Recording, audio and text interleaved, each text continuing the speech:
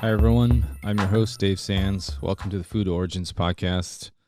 I'll be talking to people about their unique stories with food.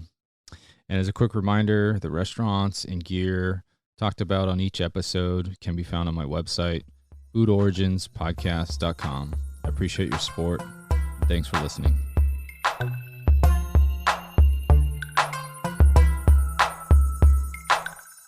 Hello, everybody. Welcome to another episode of the Food Origins podcast.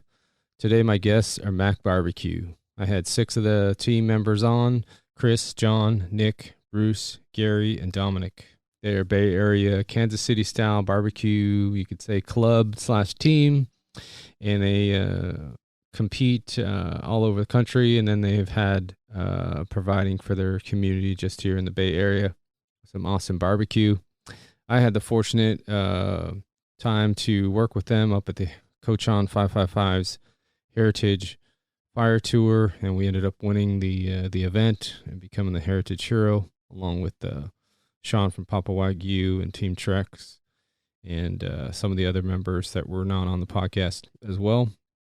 So I appreciate that for that, and we had a good time on this podcast. Just bear with us, a few technical difficulties in the live transitions, but those power through that. And we had a good time cooking, and I got to try their pork ribs after the podcast, which were super delicious. So if you get a chance to check them out, check out MACBBQ on Instagram, and you'll see if they're cooking out on some new events in 2023. Appreciate you guys for listening. Thanks for the support.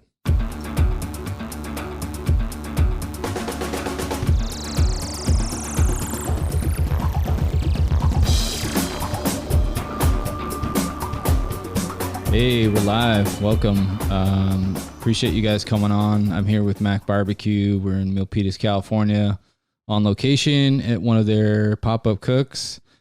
And I appreciate you guys. We'll go into kind of how we met a little bit later and get into that. So shout out to Chef 2 for introducing us and always connecting everybody. Definitely. Thanks you guys for being here, and Chris and John is with me from MACBBQ. I will have some of the other members later in the podcast. Go ahead, Chris, start and just introduce yourself. Tell us where you're from. Tell us your background, and then we'll introduce John. John will introduce himself after you. Chris Cave from the Bay. Got into barbecue maybe a decade ago. Fell in love with it. It was great for me, and we're still cooking. Awesome. And what is your ethnic background? Filipino. Right on. John, why don't you introduce yourself? Hey, what's up, guys? My name is John Valentin, the other half of MACBBQ. Actually, there's many faces to MACBBQ, but yeah, my name is John. I'm from the Bay Area. I'm originally from Sacramento, moved to the Bay like roughly, I don't know, like 15, 20 years ago, and I've been here since. So, yeah, we've just been cooking for a while now. Awesome. And, going into MACBBQ, why don't you guys tell me kind of your, this is about food and your journey with food. Chris, why don't you tell me your origins with food and like what'd you eat growing up, and then how did you end up, becoming somebody that barbecues basically on the side? I grew up on home cooked Filipino food. My mom's cooking. I always loved it when she made arroz caldo. Her pancit was excellent. I loved her lumpia. She just knew what to feed me, and I'd eat. And I'd eat too much of it.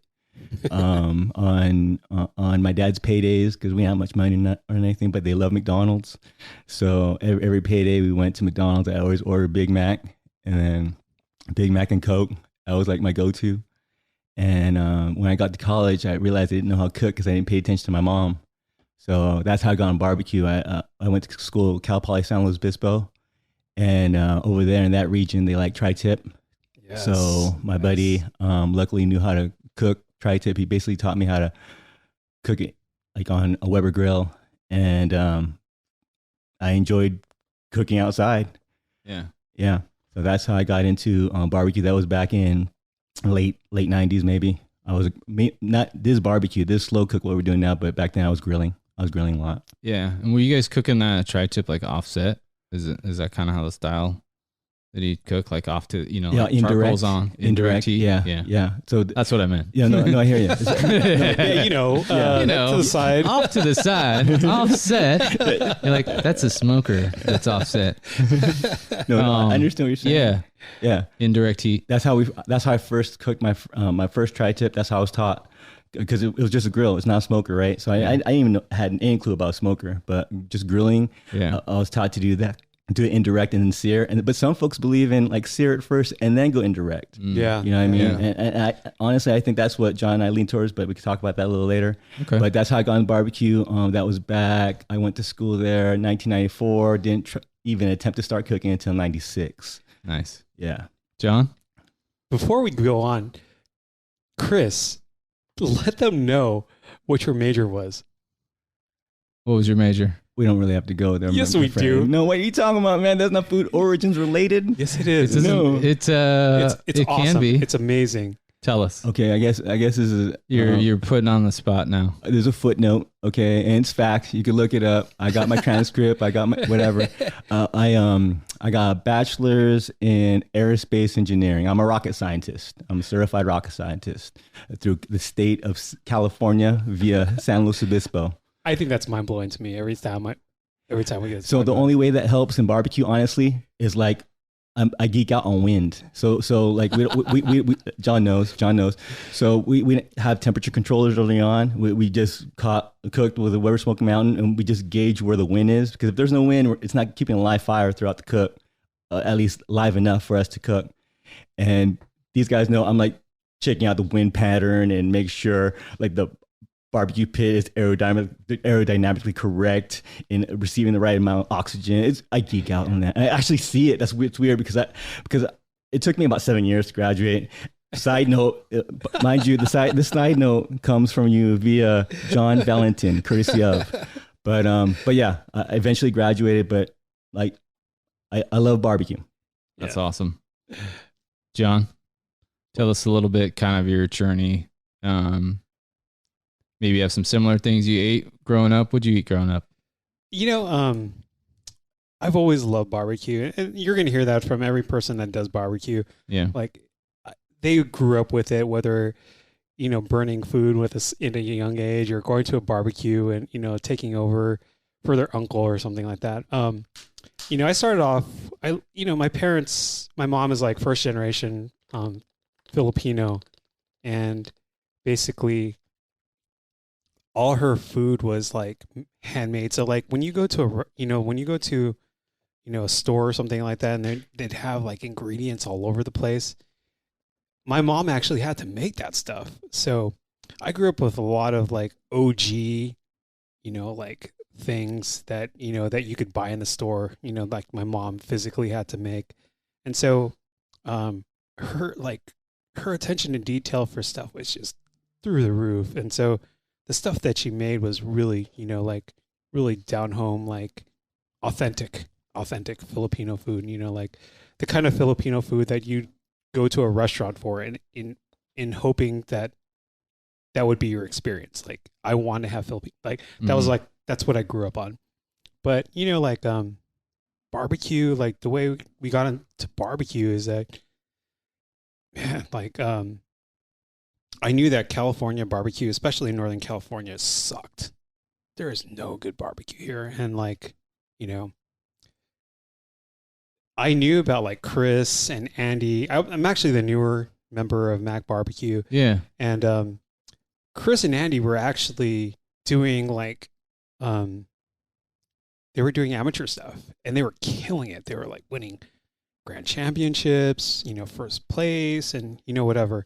So the way I got into it was like, I wanted to learn basically what they were doing. And, for some reason or another, Chris was working at Stanford where I was working at Stanford. I made the phone call to him. I was like, hey man, like, I know you do barbecue. Like, can you show me? Yeah. And so like, and then sure enough, we hit it off and like, I think that night was like a Wednesday. Yeah, it was the middle of it was like in the middle of the week, and yeah. like we stayed up for like hours just talking about like barbecue and like food, and there was some sort of connection, and like he's like, well, if you want to learn, you got to show up, like, Yeah. and, sure enough, I was there like crack of dawn and, just trying to learn from this guy. And, but that's how I got into it. Yeah. Yeah. And then what does MACBBQ stand for? Yes, please. Yeah. Chris, why don't you tell us how you guys got that name? MAC. Well, before I explain that, I have to say something with John about what he just said about, getting together and cooking together, right? I also told him, I'm learning too. I'm just starting this darn journey. Like, and this was like 2014. 2014. Yeah, that was our 2014. rookie year in the pro circuit. I stripped. I fell into barbecue, and just kept it rolling. And so Andy, like, we'll probably talk about, and then John, like, I just told John, we're learning this together. And so what you eat from us is a true collaboration amongst us two and Andy. We're still keeping the same recipe before he left. But anyways, what was the question again? MACBBQ. Okay. So obviously you can talk about Andy a little bit and just, tell us how you guys got that name. And then So MACBBQ, before I even did amateur barbecue, in my mind, I want to start a barbecue restaurant. Genuinely, I was more working in the service industry. I served tables at Outback Steakhouse. I managed over there at Grant Mall. And then I started serving tables again at Morton Steakhouse in downtown San Jose. So I was always around grilled food. And so back then I was a griller, like I mentioned earlier, grilling chicken and tri-tip mainly because they're quick cooks and I like them. And so Mac is what it means. It's MAC. C is me. A is Akazuki. So Akazuki, and I'll explain that later. And then M is Mark for my brother-in-law. So back then we're constantly grilling together because the Niners sucked. And so anytime we went to when we went to tailgate, we promised each other at least we'll have a fantastic tailgate. We're gonna learn how to cook together, dude. And then we were just making magic eventually. We sucked at first, but we worked out some kinks, and I was like, wow, this is pretty cool. I think we could actually open something up. I wasn't thinking crazy like a restaurant right out of the gate, but I could see it. You understand what I'm saying? I could see like that's where it's gonna go. Well, immediately when we created the team, it like broke up immediately because Akazuki moved down to LA. Mark proposes to his now wife. And I was like, dang, dude, there's no one that wants to roll and cook with me anymore because they're busy doing their thing. You know what I mean? And so I got, so that's what Mac is. Originally, it's Mark, Akazuki, Kave. But John likes to say he's the M in Mac. And Andy's the A. And Andy's the A. Yeah, I was kind of thinking that in my head, not having met Andy, but we all met in Napa. Yeah. Mm-hmm. John, why don't you can kind of go into that event a little bit, but we can backtrack a little bit. Just why don't you tell us your journey with MACBBQ, and then we'll go into kind of some of the stuff that you guys are doing currently. Yeah. So initially, like when I came into MACBBQ, like I said, I was like the new guy, and I didn't really know too much, so I kind of like followed their lead. So like Chris actually learned barbecue from a very prestigious dude that was on the barbecue circuit that was killing it. And he goes by the name of Slap Your Daddy. Yeah, Slap Your Daddy, which that year he was killing it. I think he won like he was on TV and like next barbecue pitmasters, and the first year, I think that year he took like 8 grand championships. And so anyhow, fast forward, like Chris actually took the class, and like that gave us some sort of confidence of like, like the structure of competition barbecue. And so, I was all about it. And I was like, oh, okay, well, you learned from, one of the greats, like, let's do this. Right. So we were going by his playbook and, like Harry Sue's playbook, and, we didn't deviate from it. And to be honest with you, our barbecue sucked. Yeah, it sucked. If I could chime in a little bit here, of course. It did suck because we weren't cooking we weren't creating it as our own. Yeah. Yes. So from that point when we realized we're just like basically trying to copy, I literally had the ingredients in like this like little book of what he does and just almost try to do what he does. Try to duplicate it. Instead of us like joining forces and coming up with something authentic and something that's flavorful that we all could agree tastes good for us. So we'll turn those in. It's just more real, because basically we're trying to be slap your daddy too. Yeah. Or junior. Yeah. You know. What about slap your mama? Right. It's so good. That's so rude. Thank you. That's so rude.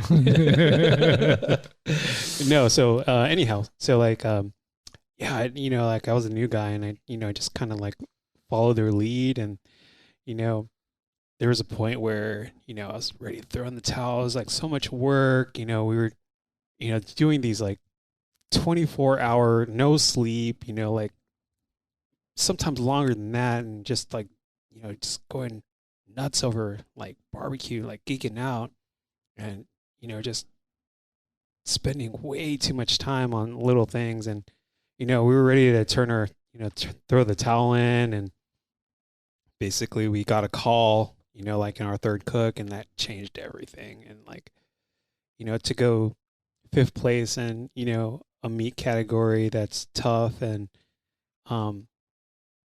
double blind, and you know, it's just, there's like a culmination of things that happened that actually made it change for us as a group, and started thinking about things differently, like attacking things differently. But yeah, so I don't know, like I've been around since 2014, and just kind of doing it ever since. Yeah, that's awesome. And then it's building, and you know, you guys have built up a team, which is, you know, what I got to see firsthand work pretty well together. Right. And you know, just building everything together. How did you guys develop that style? You know, like Chris, you were talking about developing your own flavor. How did you guys come up with that? How did you guys work on that? Work on our flavor, or work on our teamwork style, or both? Or yeah, just kind of both. Yeah. How did you guys, you know, get that going? Mainly, it's a lot of meetings with John. Like we'll try to hit up a meal and talk barbecue when we can, and then how we could get better. We're always constantly trying to find ways to improve, learn from our mistakes, and just improve, and then share the passion with whoever's down to cook with us, really. And so I think on the teamwork aspect, that's how I look at it. It's organic. Just so it happens for whoever has the same passion, or at least in that regard. But in flavor, right now we're going with what we like, you know, and hopefully it works out for some folks. Like I tell people, I hope you like it. Really, honestly, when they're first trying food, I don't know what background they have. I don't know what their like palate is, but because we put our whole heart and soul. Every cook we do, we put all our heart and soul into it. I swear, like we channel that, and it's pretty awesome dynamic with John. Now it's like growing, like Dom showed up pretty much before me, a teammate that we could talk about. But yeah, we just go with the flow. I don't know if that makes any sense, but like if it's flowing right, why get off, you know? And if it's growing, then let it grow, you know? That's sort of the overall vibe of both the flavor and the teamwork aspect of us. That's awesome. And then you guys have been competing for how long, John? Well, first 3 years we were pretty much hardcore, and then like we decided to do this Google event, which was that kind of like introduced us to a different like realm of barbecue. Then I also got sick in 2015, so we kind of like took a time out and kind of reevaluated our team basically, and what we were doing. And you know, like just like any other team, like you start to grow, and like you know, life happens. Like, you know, like Andy decides to leave. He leaves to like Austin for, you know, a great gig at, you know, like at Facebook. And like, you know, Chris was also going through a bunch of things too, and myself too. And so we kind of like didn't lose a passion for it, but we definitely took a break and like what we were doing. And since we were competing together as a trio, you know, like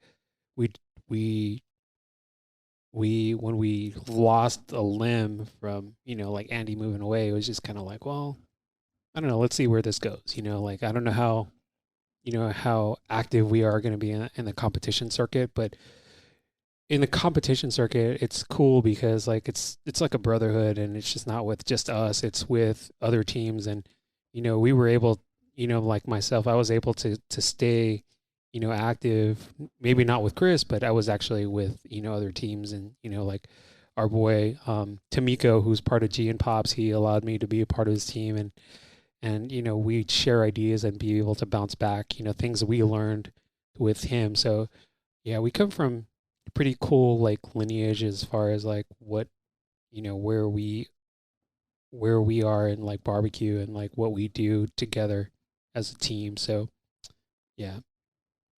I mean, also, people got to remember, these guys have day jobs. They're not doing this full time. That's right. These guys have day jobs. They have families. They have other things going on. So to be able to, put something together basically on the side, that's awesome. Yeah. And the crazy thing is like Chris and I come from a very scientific background. So we really broke down like barbecue by the science. Like we're very technical in our cook, and like there's so many things that, we take, journals, we take logs, and, we make mistakes, and we learn from our mistakes, and we look at the journal and the logs and say, okay, well, this happened because of this, this happened because of that. And what do we do to recover from that? So yeah, we're very technical in like our barbecue. It's supposed to be fun, but it's also fun to learn the technical portion of it. So yeah, I mean, your tools and everything that you're putting it together, it matters. Yeah. And we'll get into it right before, conscious of your guys' time. We're basically recording this while they're cooking at one of their pop-ups. So they're cooking brisket and pork ribs are going in the smokers right now as we speak. So we're doing this kind of live, sort of, and it's nice to have these guys here. And Chris, you were telling me just a little bit right before we got on that, cooking is your therapy. And it is for me too. Like it's even in my intro, like it's, it's part of the things that go on in your life. Things happen. This is why I'm doing the podcast, changing over my life completely. Why don't you tell us a little bit about that? Yeah. As soon as we joined forces, John and I, our rookie year in barbecue, my mom passes away unexpectedly, right? And sucked. But I felt committed to going through with barbecue, and I'm glad I did, because barbecuing was my therapy at that time. I would carry around a gift my mom gave me, a handkerchief, on every contest, and just feel her presence. And then I was fortunate that she surrounded us with very friendly, knowledgeable, kind neighbors, because we're the rookies and we look different. We stick out like a sore thumb. Yeah, for sure. And you know we're so new to the game while everybody's running efficiently. I mean, we packed everything in the kitchen sink into 2 cars.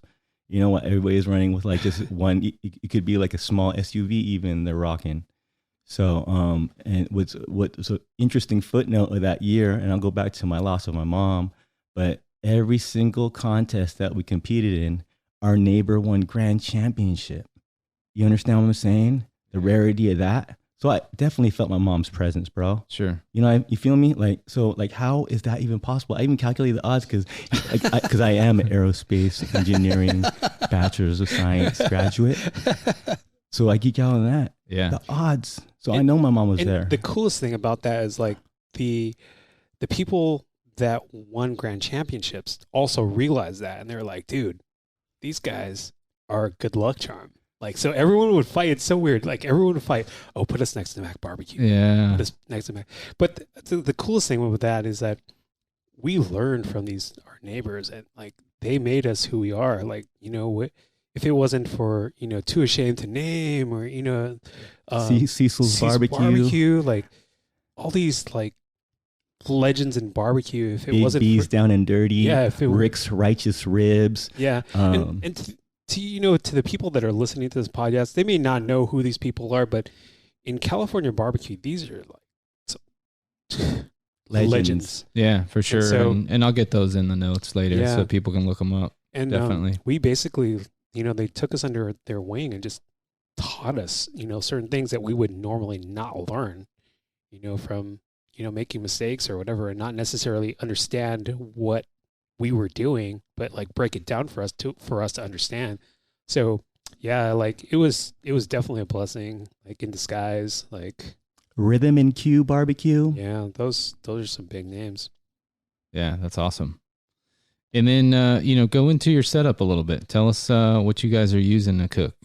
A lot of people, are always curious what Sure. you guys are using, and describe what you guys have right now. When we first started in competition barbecue, I think we used big green eggs. We used 3 of them, and a Traeger of all things. And that was what we did. And man, it sucked because they're so freaking heavy.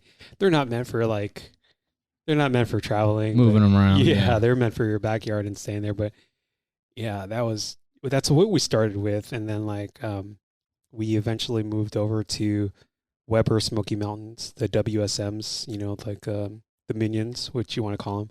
We modified those to make them run really efficient. We used Cajun doors, which means nothing to you guys, but it really helps with the cook. And we used a stoker system that actually made the WSM like a beast. It made sure that all the temperatures ran at the perfect temperatures and stuff like that. And most of our competition days were done with a WSM, and we were hitting top 5, top 10, on those machines. And we ran 3? Yeah, we ran 3. Yeah, so we ran 2 22s and 18. Mm-hmm.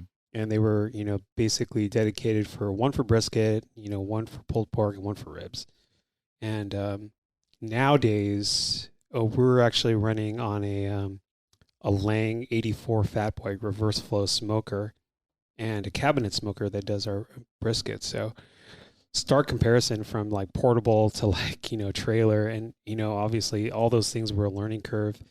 But the coolest thing about going from those different cookers is it makes you versatile. You could go anywhere and say, hey, let me cook this, and feel comfortable cooking on a WSM, a Weber grill, a Traeger, a pellet smoker, or a barrel smoker, to cooking in an offset, and being able to be competent, using your cooker efficiently. So it's pretty dope. Yeah, that's awesome.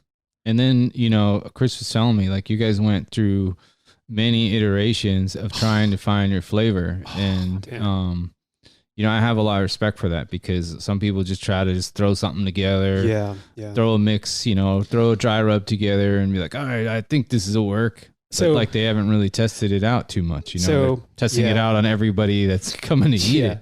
So like I was going back to before, our first year sucked, and our flavor profile was it was okay. It didn't suck. It was okay. But in order for us to get better, in order for us to be amongst the big names and the people that we compete against, and to get their stamp of approval, we had to be a part of that, that echelon.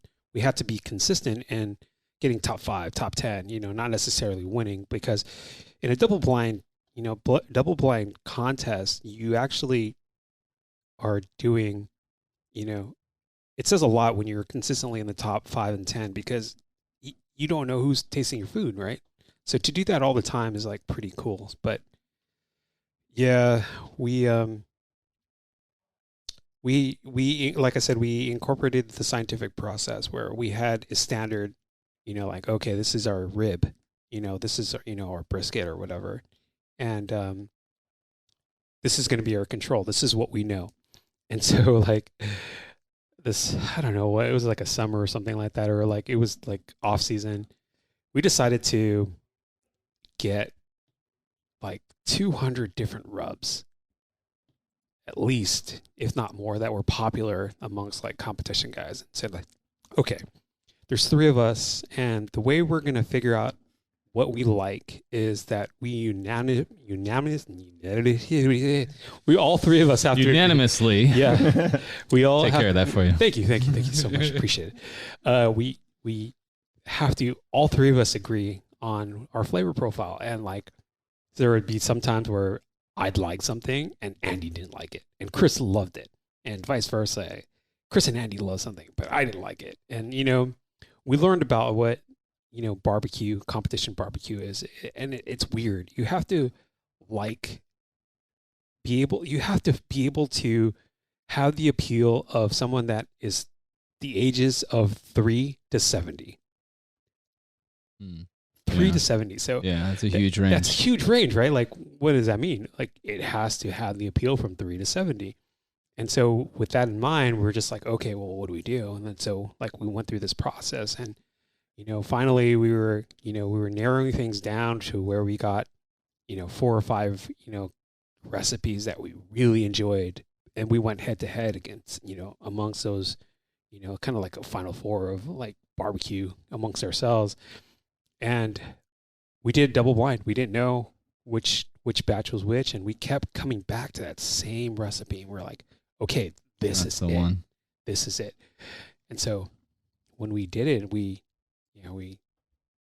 have what we have today. But those iterations still have like some sort of change in the process that still is ongoing, but is still like the main flavor. But trying to develop that technical skill to make it perfect. So yeah. And also, like you guys aren't just doing competition. You guys are doing private events. You guys are doing pop-ups. Like, what's that been like for you guys? Well, we've been doing like pop-ups for like since COVID. And the reason why we had pop-ups is to get these guys out of the house and like basically get them, get them out and and, just away from the hustle and bustle of being at home. Sure. Escaping family. Yeah. It's funny because we met at Napa, and our teammate Kanani, she was asked by a lot of the guests, like, hey, can we have a business card? I want to get a business card, because they don't know who we are. Yeah. Right. And first of all, we don't have business cards. And they're asking, okay, where can we find you guys? And Kanani was having a hard time describing what we do. So we figured out what we are. We're more of a cooking club. We just want to get together and cook, really. Yeah. And sometimes we get invited to cool things. Yeah. To be honest, that was cool. Thanks to Sean for bringing me, Sean of PapaWagyu, for bringing me with you guys to help out. I was just, again, Chef 2 put us together. John, why don't you tell us how that thing came together? Oh, so I've been working. So I also do like photography and videography on the side, and it's based on food, so like I do like Instagram posts and whatnot. And I started doing stuff for PapaWagyu, which is now our friend now, Sean. And basically he has ties with all kinds of people. He works with everyone. And it just happened that like Chef 2 David was like one of the dudes that, like worked with Sean, like a lot, like he would do posts with like A5 Wagyu and caviar and whatnot. So anyhow, so long story short, basically Sean had this event with Chef 2, and he was at like some producer's house. I can't remember whose house it was, but it was this crazy house up in the hills, and this person had a lot of money. And 2 David was there, and basically he was supposed to do all these Vietnamese entrees and whatnot. So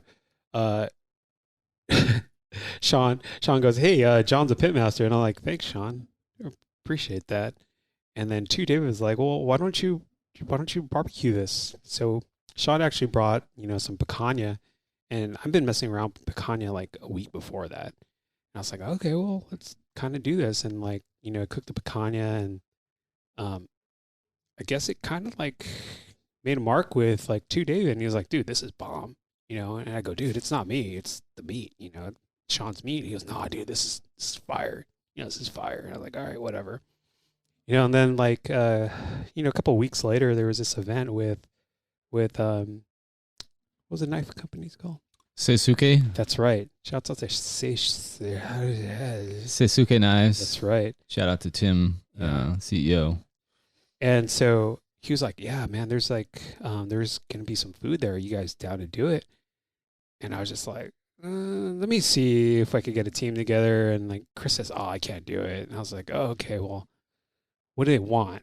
try to break it down. And I was like, oh, we could do like picanha and, feed the masses and whatever. And like, we could invite like our other friends from Trifecta Cooks and then, really have this, like really well prepared menu. And, sure enough, it was, we tried to flip it again. We tried to flip the picanha and we smoked it and then grilled it on site, which was, pretty good in my opinion. I thought it was pretty tasty. And sure enough, like two was like, oh man, yeah, this is so good, blah, blah, blah. And,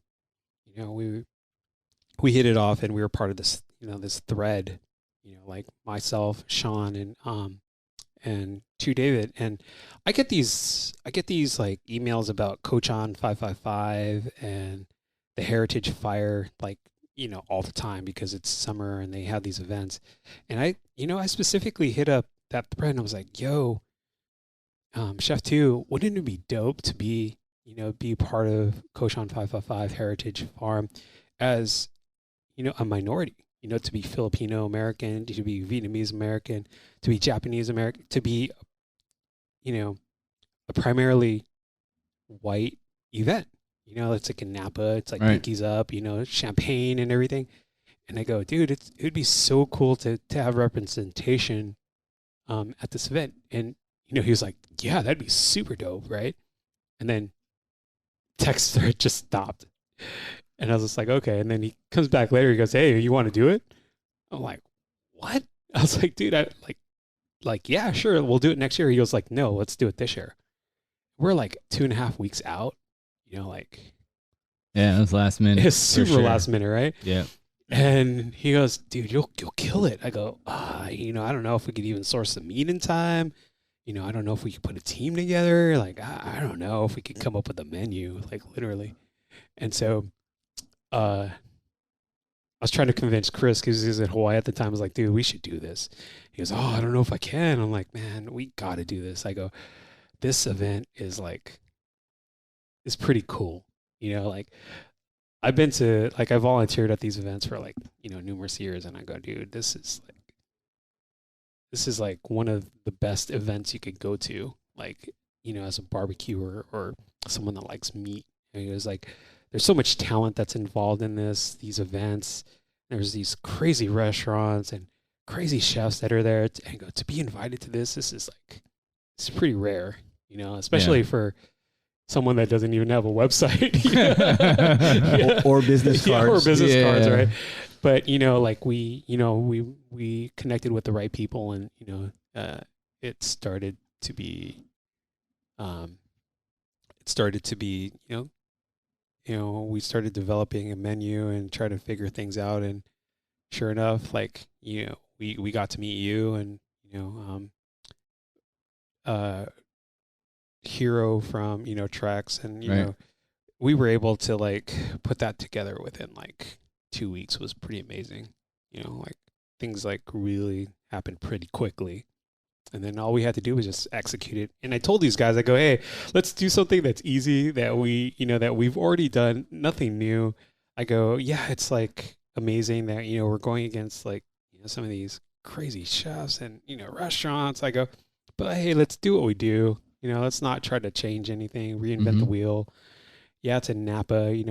Our pinkies don't go that high, so yeah. So we have to, we have to figure it out. So and then knocked it out of the park. I think we did okay. Yeah. Yeah. I mean, the crowd said so. Yeah. I mean, named you guys Napa Heritage Hero of the Heritage Fire Tour 2022. That was pretty cool. I mean, it was pretty cool. It was pretty badass. It was pretty cool. And the coolest thing is that we put this skeleton team together. Yeah. We're talking CEOs of companies like being on the line, like, which was freaking amazing for them to experience that too. Cause like, we've experienced like, getting calls at a competition and it's cool, but to have these guys that are just new to everything to experience that, that few moments, in time, it's like sick. But I think I will never forget that day, dude. Yeah. That's like that's my most favorite cooking experience of all time, personally. Yeah. I think just the way it got together. For me, being able to feel like I have a true passion for food. That's why I'm doing this thing and still cooking and always doing stuff with food. But I feel the true passion from everyone, you know, like what you're talking about, Hero at Trex. Justin was with him as well, jumping in there on the line, Absolutely. helping doing the VIP bite. I mean, we did a killer VIP bite. You know, I can describe the food. Chris, why don't you just tell us what we put together that day? Okay. And then, you know, we'll give you guys maybe some time to close it out. We put together, just drop a little advice, and then we'll let these other guys jump in here.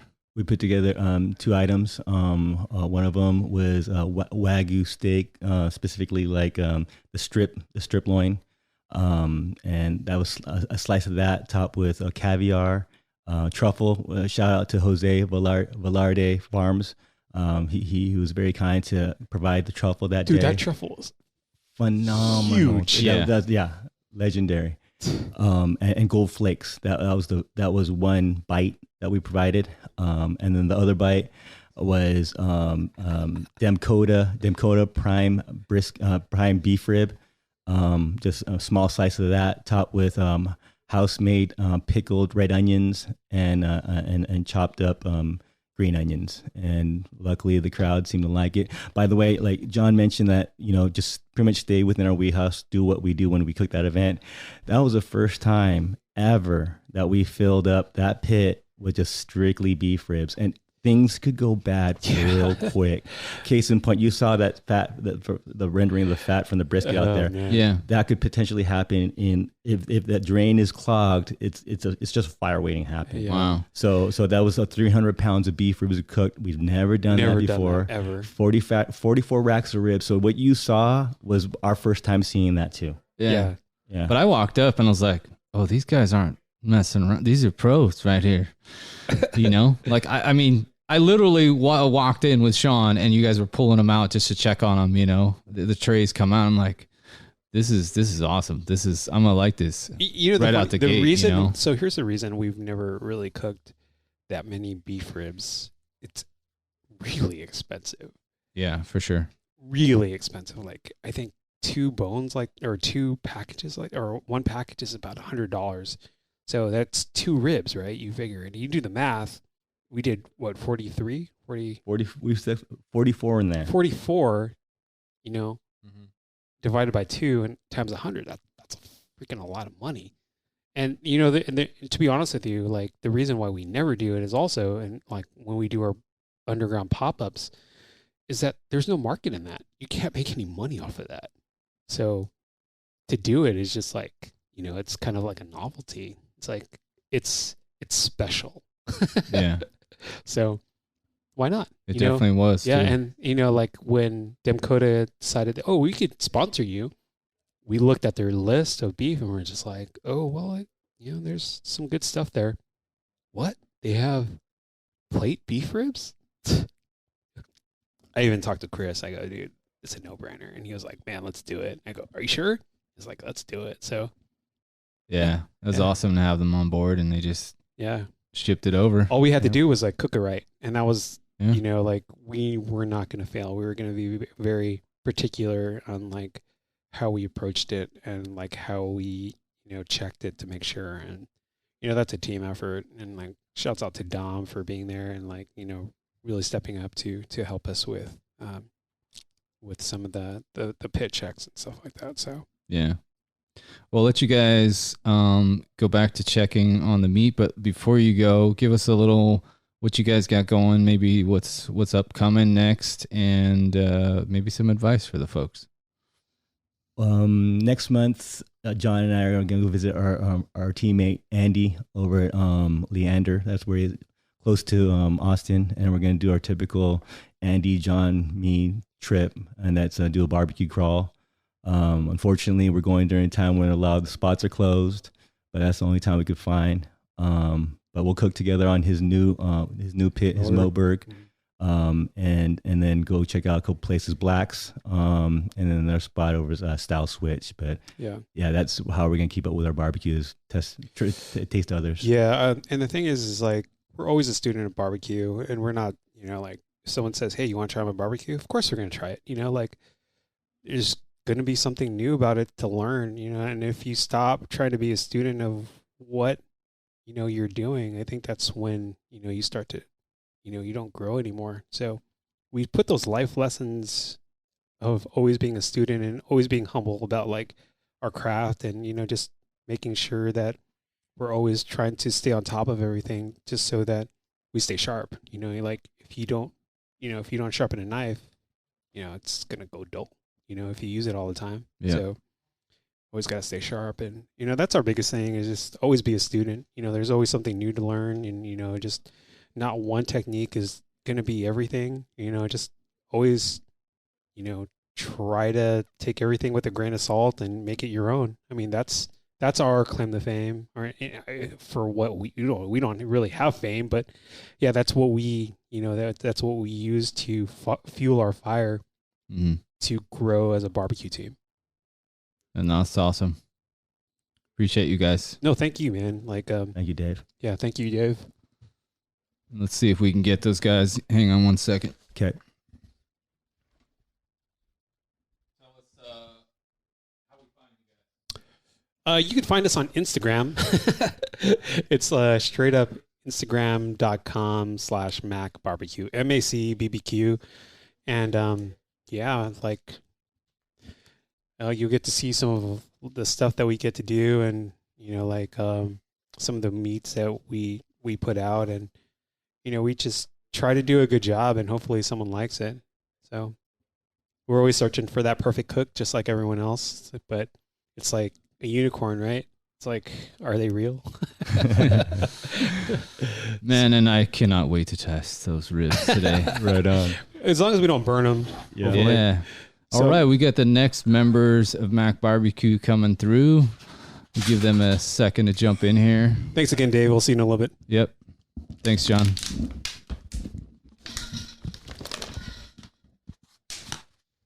Yes, thank you, Dave. Thanks, Chris. Thanks for everything. Jump in here, Bruce. Just throw that on. It's got a mic on it. How's it going? Hey, Bruce. How's it going? Doing well. And then we're going to have Nick jump in here as well.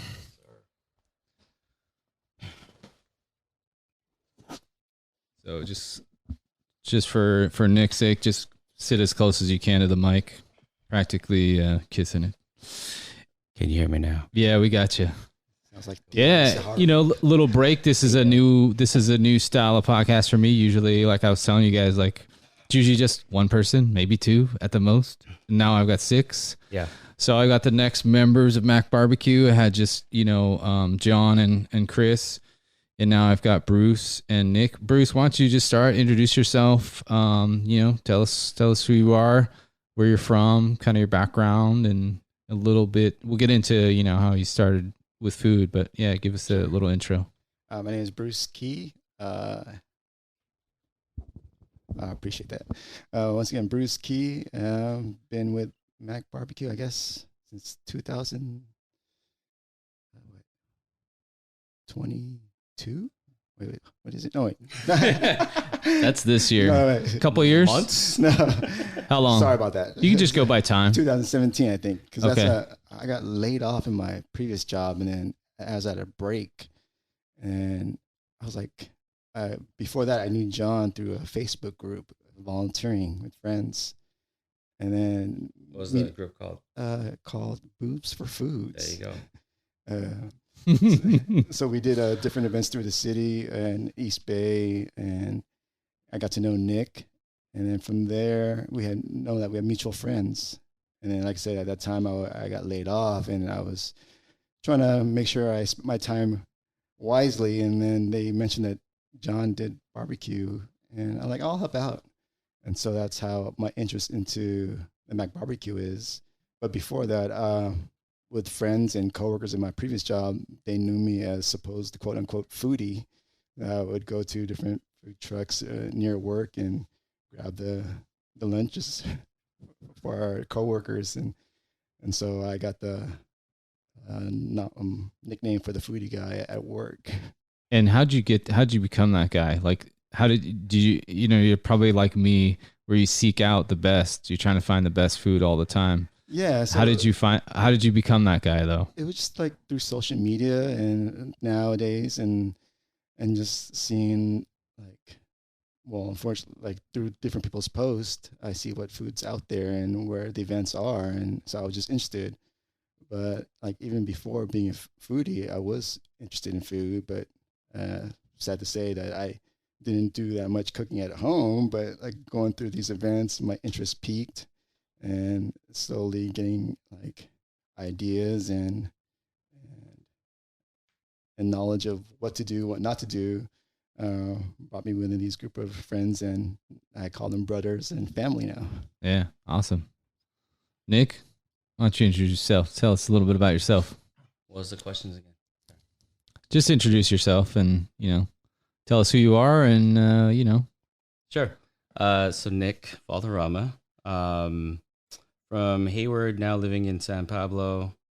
I did the beginning of me meeting all of them was through the volunteer group that Bruce was talking about, and the name is called Booze for Food.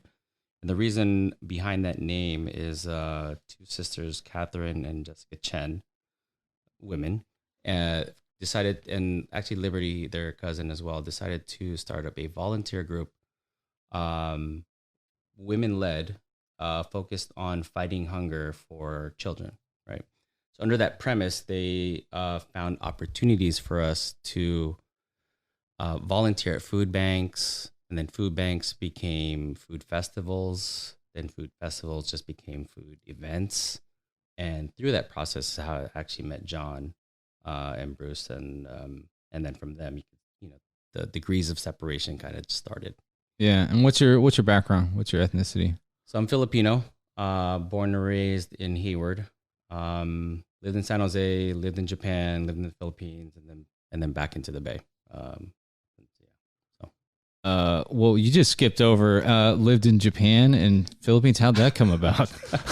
I'm gonna have to ask you about that. Yeah. Okay. All right. Not too many people get to do that, Sure. especially if you're born here. Yeah, exactly. So went to San Jose State for college. After college, I don't know. I graduated advertising, worked at a bank. One day I said, this cannot be my life working at the bank. And I was still had ties to advertising. So I started to, I was working at the San Jose Wave. I got an ad for Teach English in Japan. I was like, this sounds cool, better than the bank. Let me apply. Boom, got accepted. And then, I don't know, it was 2002, 2003. I had a one-way ticket to Japan. And then I found myself there for 4 years teaching English. And then within there, I started traveling around different parts of Asia. And then part of that was also living in the Philippines. Awesome. And what part of Japan were you mostly at? Osaka. Bentencho Station was my stop. Going to like Umeda, going to Osaka City, and probably 6 months in Tokyo before I came back here mid 2007. Yeah. And then what's your origin with food? Like, would you, and I'll ask Bruce this after too, but would you eat growing up, and kind of, how did that stoke the passion for cooking and everything? Right. So I think like most immigrant houses, we had a multi-family house. Like the place that we lived in was the house where all of my mom's siblings, when they came when they came from the Philippines here, that's where they landed, right? So I think I was always exposed to my grandma always cooking in the kitchen, and I would always get in trouble. And when you get in trouble, you have to stand in the corner near the kitchen. And, I couldn't stare at the corner for that long, and I'd just see what else was going on. And my grandma was closest, so I'd offer to help her. Nice. She didn't know that I was in trouble. She thought I was just helping her. So she's like, wow, okay, so this is what you can do. So she taught me how to kind of cook rice, eggs, fried chicken, lumpia. Like it started off with like a lot of Filipino food. And then, I don't know, just from there, it kind of slowly took, I started to get interested. In college, you learn how to be self-sufficient. I also worked at San Jose Muni, the clubhouse as a cook there as well as a job early college. So the chef that worked there, he used to be exec chef at some place in Thailand, and he just taught me all the ropes for the 2.5 years that we're there. And that really taught me like my basic, like kitchen kitchen environment, knife skills, cleanliness, and all that. And then I did English, and I came back, and then the Boost for Food, the Eat Real, SF Food Fest, and all these other foods just kind of sparked my interest again. I was like, this is great to be around food. This is great to be around these chefs and all these different cuisines, and kind of, yeah. And then John happened to be there, Bruce happened to be there, and then we'll probably get into like all of the transitions. Yeah, we'll get into that in a second. Bruce, why don't you tell us your little bit background with food? Obviously, later you became the foodie guy, but like you mentioned it briefly, like growing up and stuff. But well, it's irony or comedy because my background is actually with numbers and accounting and banking. So from there, I'm now into the food. But before that, with my family, I just watched my mom. With similar to Nick, but with my mom, it's funny because she's the one that would bake in the family. So I would watch her, with the flour and the cups of sugar and do that in the kitchen.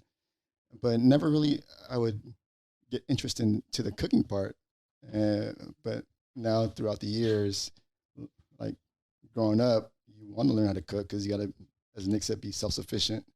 And that's what I try to be, but sometimes it's not the case. yeah, but like it's constant learning process, exactly, right? Yeah. And like it's a journey. And what's cool is look at who you guys are around too. Like you guys all can learn from each other and put things together. And like I'm learning a lot today.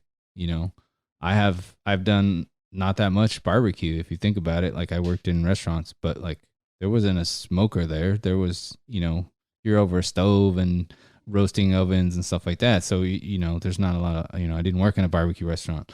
So, with John and you guys dropping knowledge about what your process is like, that's all new to me too, and it's picking up those techniques, and sometimes it's just one thing. And I think a lot of times, you just pick up that one thing from somebody that, like maybe that one spot.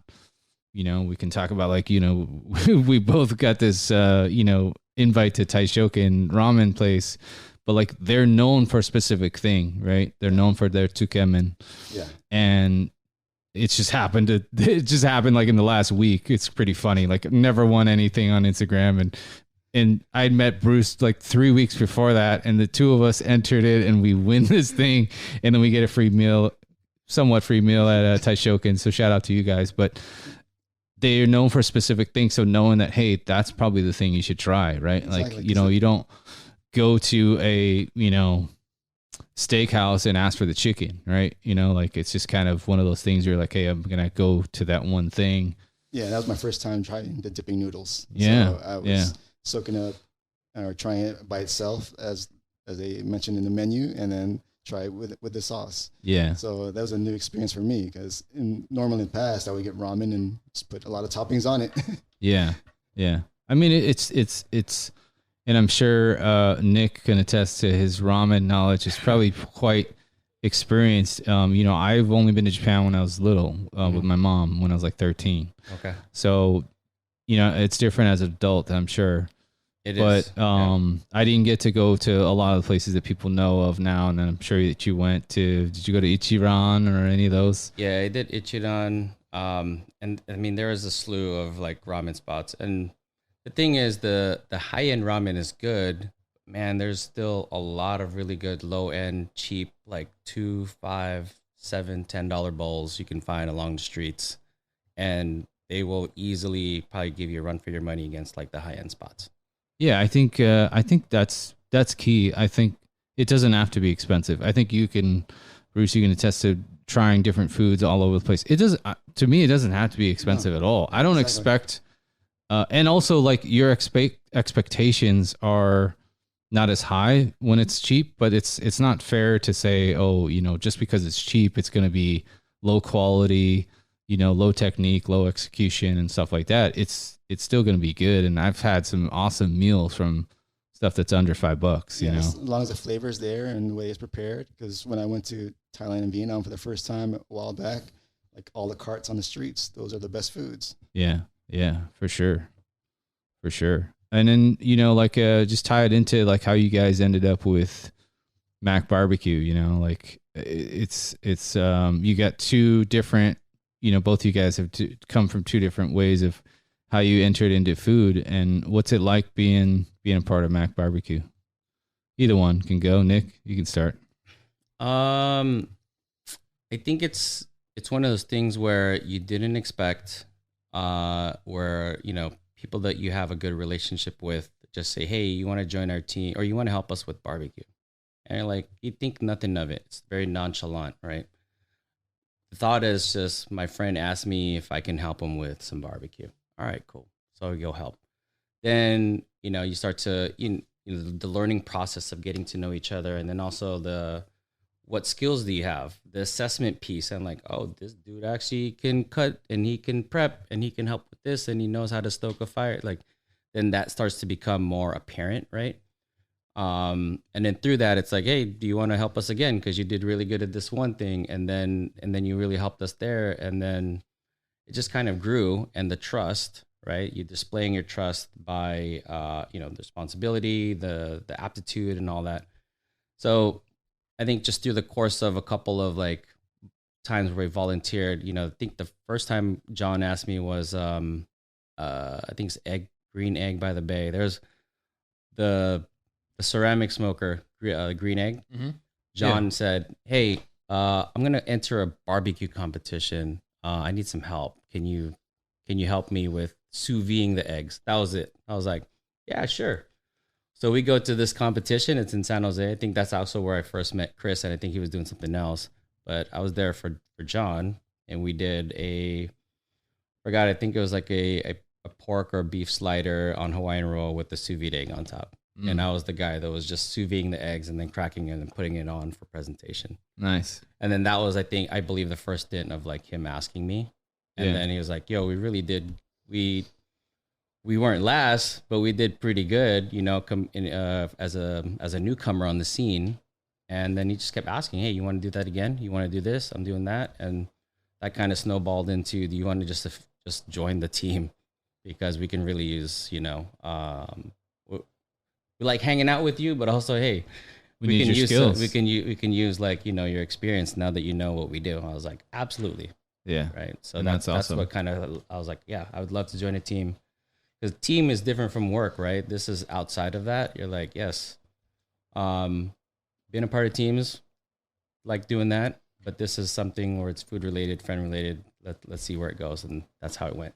Yeah, and also like I was trying to tell I told everyone about John and Chris. Like, you guys are doing this on the side. You guys have day jobs. Yes. So people need to understand that like you're putting your heart out on the line, on the side, and outside of work.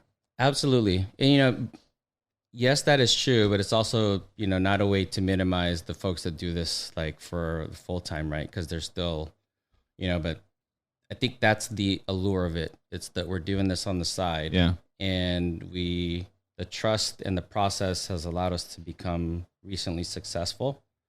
So let's see where that goes, right? We're not gonna drastically change anything, but I think we still focus on the product. We still focus on like, just we don't cut corners, and I think that is what I like about what we're doing together.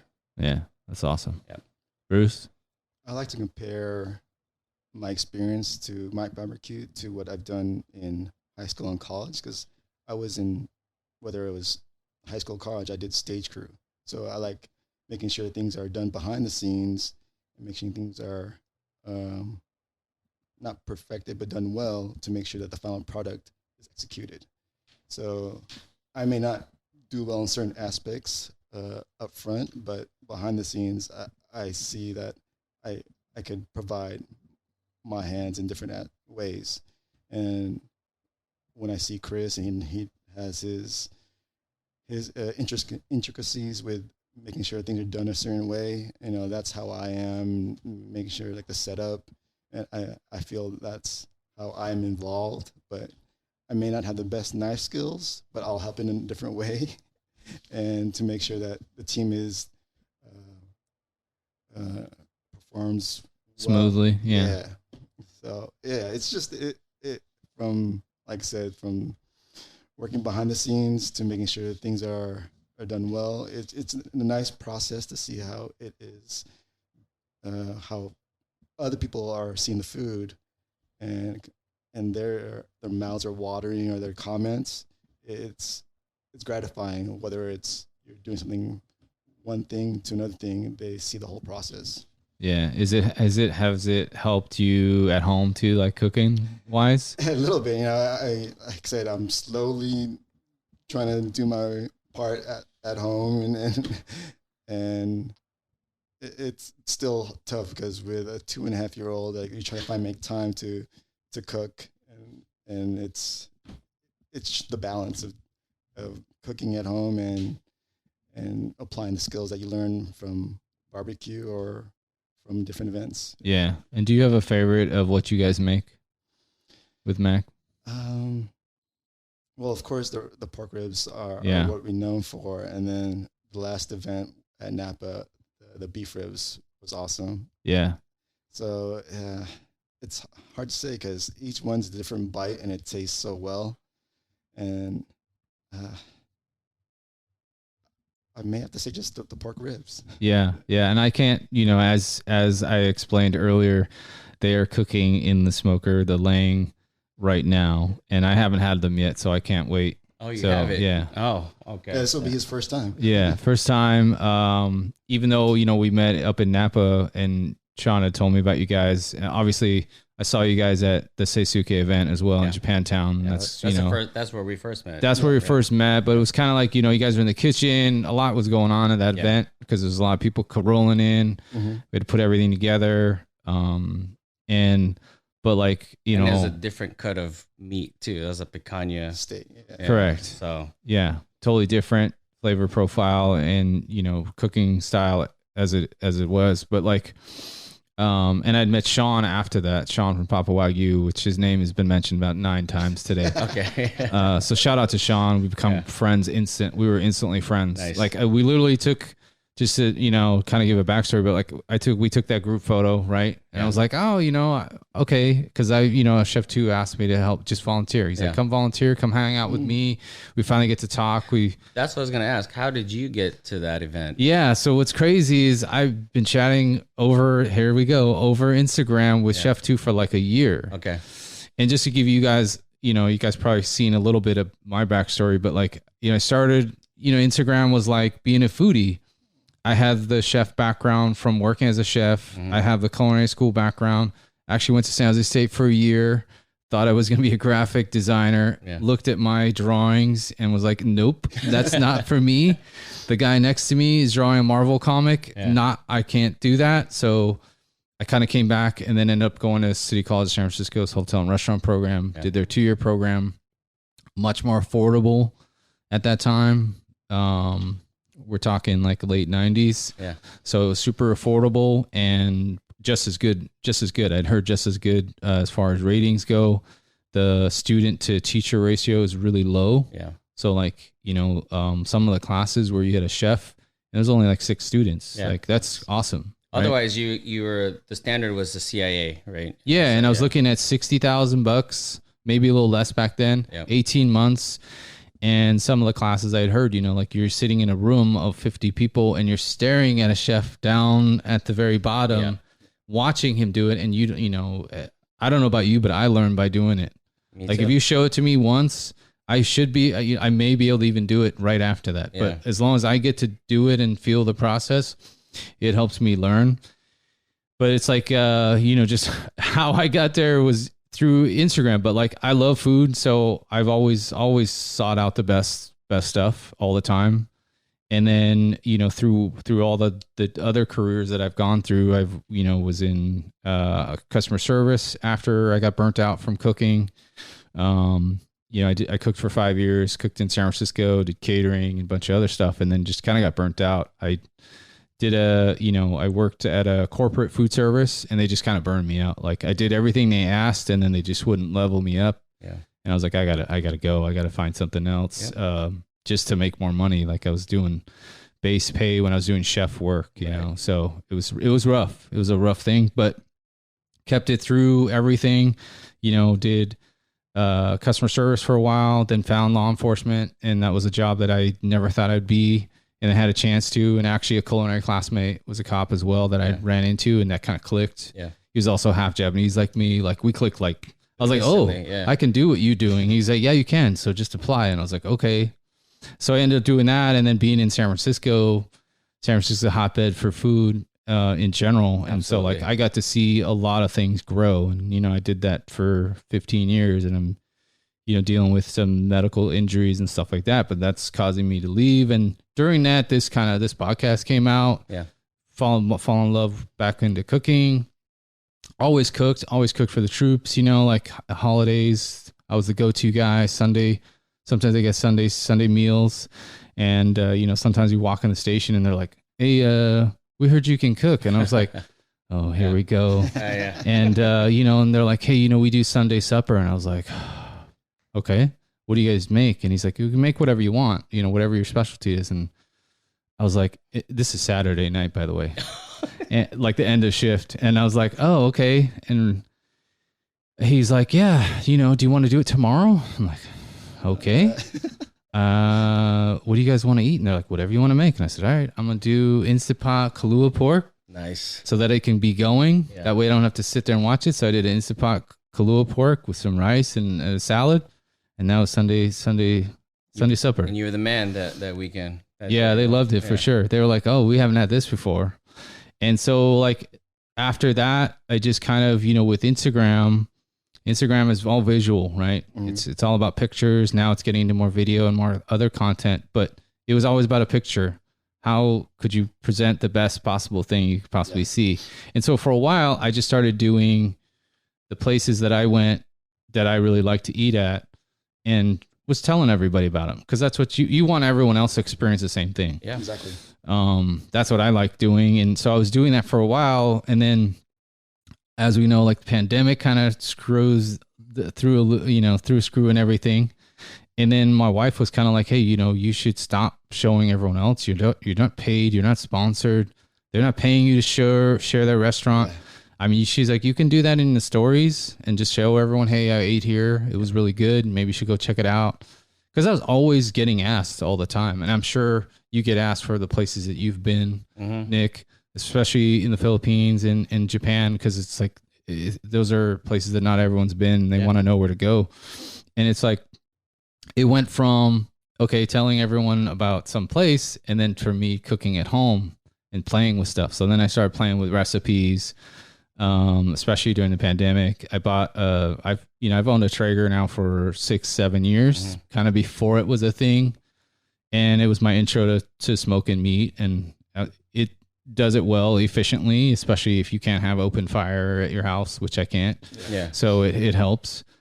And then just start playing with that and just getting back into cooking, and then just showing, okay, you know, this is what you can make at home.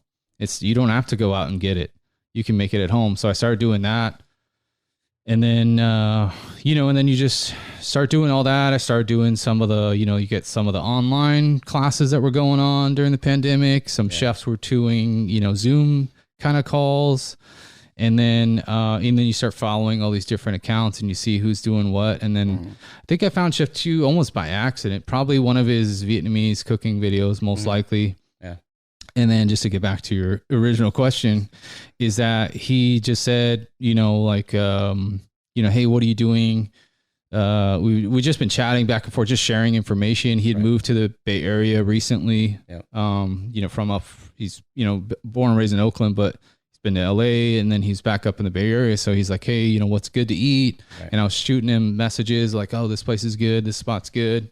And so he kind of appreciated that. And then we just started chatting back and forth about different stuff. And then we were trying to get together for a while. Mm-hmm.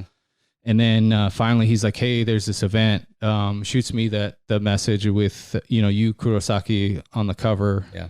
And saying, hey, I'll be at this event. Can you come through? And I was like, well, it's kind of tough right now. I don't have the budget for that. Yeah. He's like, well, can you volunteer? And that way you can hang out with me and then you can meet everyone else. And I was like, done. Yeah. Easy.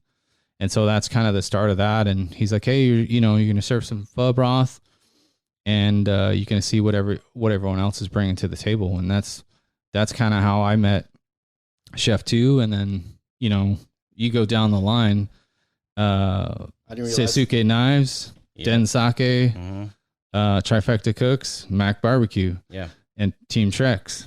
So, and then later, just to get back to the original detail, was we took that group photo as a group together. You had everyone in there. You had Tim Koide, which is the kind of the leader, the kind of Susuke Knives. Yeah. Which if you guys don't know, I've interviewed him already, which is cool. He came on the podcast. So thank you, Tim. He's from San Pablo or El Sobrante, or he's from the area that I live in now. Yeah. So we were like, wow. All right. Yeah. And he's got a cool story too. Yeah. He's been also spent some time in Japan. Nice.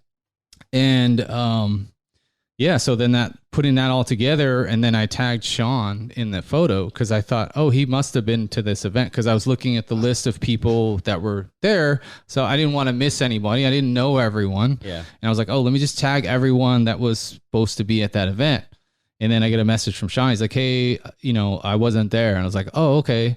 Because there was one guy, like, I think in the photo that looks kind of like, I don't know. Anyway. See, I thought you knew Sean prior to that. And I didn't. And then he just hit me up, and we vibed on a lot of different levels as far as way of thinking, kind of our what's going on in our lives currently, going through transitions with careers and, giving up a lot of stuff, a lot of, ups and downs. Yep.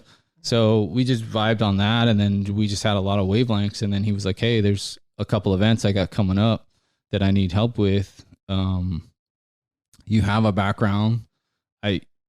Based on what your resume says, I would love to have you on. And then it was kind of crazy. He was like, why don't you come work in Spanish Hills and do the Celebrity Golf Classic? And then we worked together there, and all right, cool. Yeah. And then it was off. Trust. Yeah. We built trust over that. And then we're off and running, nice. He was like, and what's funny is someone had mentioned the Heritage Fire Tour before Sean had, just saying, hey, you should check this event out. And I was like, another one. And I was like, I don't have the budget for that right now. Like, it's not cheap to go to. And then Sean's like, hey, the 21st, there's this event. And I was like, what is it? He's like, Heritage Fire Tour. Yeah. Here we go. You could have volunteered for one of our competitors. Is what you're Possibly. But that's kind of how it all put together. And then, that event was awesome for me because it was like, I'm back in the cooking game. Yeah. I was, I spent years doing everything from front of the house to the back of the house. And then I had no problem. I was like, just tell me what to do and I'll fill in the gap. Like if you want me to wash dishes, I'll wash dishes. You want me to cut meat? I'll cut meat. You want me to plate? I'll plate, so it was easy for me to fill in. We appreciate because I had a background. We saw you expediting, plating, and making sure people were fed. You're the Gold Flake guy, dude. I was the Gold Flake guy. I was honored to be the Gold Flake guy. It was not an easy job. I thought I was going to be the Gold Flake guy. You ended up being the Gold Flake. Yeah, I didn't pick it. We just divided it up, and it was funny. You're way better fitted for it than I was. Yeah, so. Yeah, it's a delicate. It takes some finesse. You need some finesse. Yeah. Yeah, but that's kind of how everything got put together. Yeah, which was pretty cool, and to see you guys work together, and then like I was telling John when I pulled up with Sean, and I was like, oh, they got a big old smoker, and I haven't spent, like I said, not a lot of time around barbecues that much, and then he's like, I was like, what do you guys have in there? And he's like, oh, let me show you.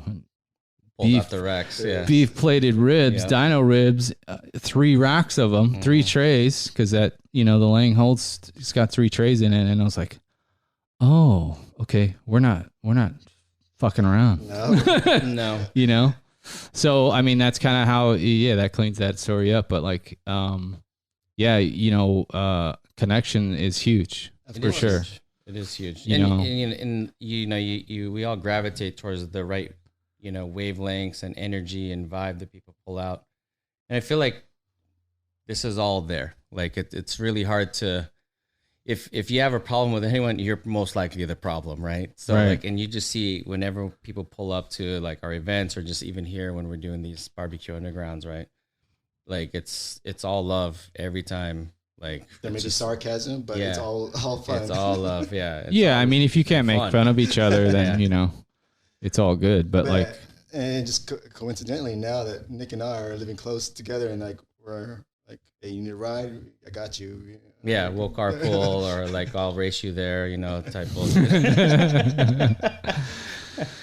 Yeah, I mean it's awesome what you guys have going, and I'm happy to be a part of it, at least a little bit, you know. We are too. No, So- thank you for this experience, and like I said, for Napa, we appreciate immensely for your help for that. Yeah. Yeah. I mean, it was cool. Like I was telling, you know, the other guys that, you know, like this is what it's like to win the NBA championship. You know, when everything stops for a minute, you find out you won. After all the time, it was an all day thing, and then they're like, "Oh, here comes like there are all these cameras and video," and I was like, "Wow, you know, like I mean, that's just a side thing to it." But I think I've just watching the team work together Yeah. was, I think, the coolest part, because we had such a diverse section of people, and then me and you were talking about it. I remember talking to Nick. Yeah. Is how we had a nice Asian representation Absolutely. at an event that's, you know, not as diverse is Yes. the easiest way to say it, you know. And you're right, because like for where I'm at, like I'm part of kind of a planning committee for Asian for AAPI and like Filipinos for our company. And so, you know, the good thing is leading up to it, I was telling my team there's a Vietnamese, a Chinese, my manager is Black. Like a lot of my other teammates are like Asian, Korean. And I was telling them that I'm going to do this barbecue event with my team. And they're like, so like I showed them a picture and they're like, you guys are all Filipino, you're all Asian, you're doing barbecue? I was like, yeah. And you're going to go to Napa? I was like, yeah. Like, wow, let us know how that all turns out, you know? And it just to have that kind of camaraderie, but also to see that that's not what you hear all the time or see. Asians doing barbecue, going to St. Helena, and then without expectation, actually like winning the event. And that was, you know, like in a movie where they call your Surreal. name, Yeah. you hear that like that ringing sound that it's like goes mute, and you hear the ring sound. You're like, did they just say? Because we were all excited, and we're like, "What? Yeah. What just happened? What?" Yeah. And I immediately ran to these guys. I was like, they said our name. Yeah, I mean, it was awesome. I mean, I think you know, Chef 2's model is that too, right? Always, you know, trying to get everybody to get collected together and Yep. and diversify everything, and also share your culture.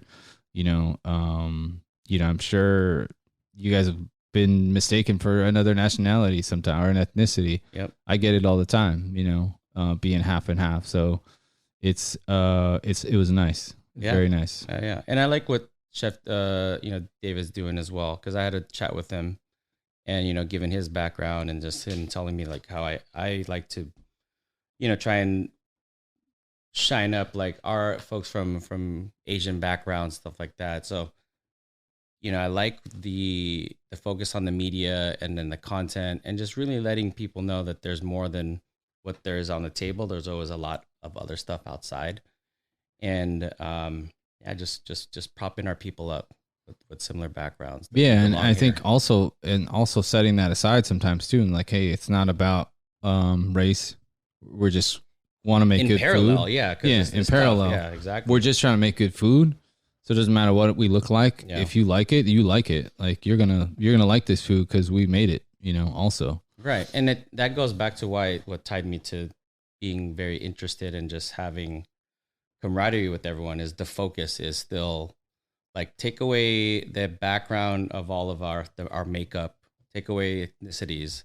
We're still focused on just providing a good product, barbecue wise, based on a taste that, you know, John and Chris have like, you know, I guess brought up or finessed to right now. And then when we tasted it, we're like, oh, this is very different. This is barbecue how I wish I would have had it earlier, but this is where we're at now, and now we're a part of it. Yeah, of course, it's a no-brainer. There may be times where like the final product is not up to our standings, but everyone's loving it, and that's, you know, that excites us because they see something different than we don't.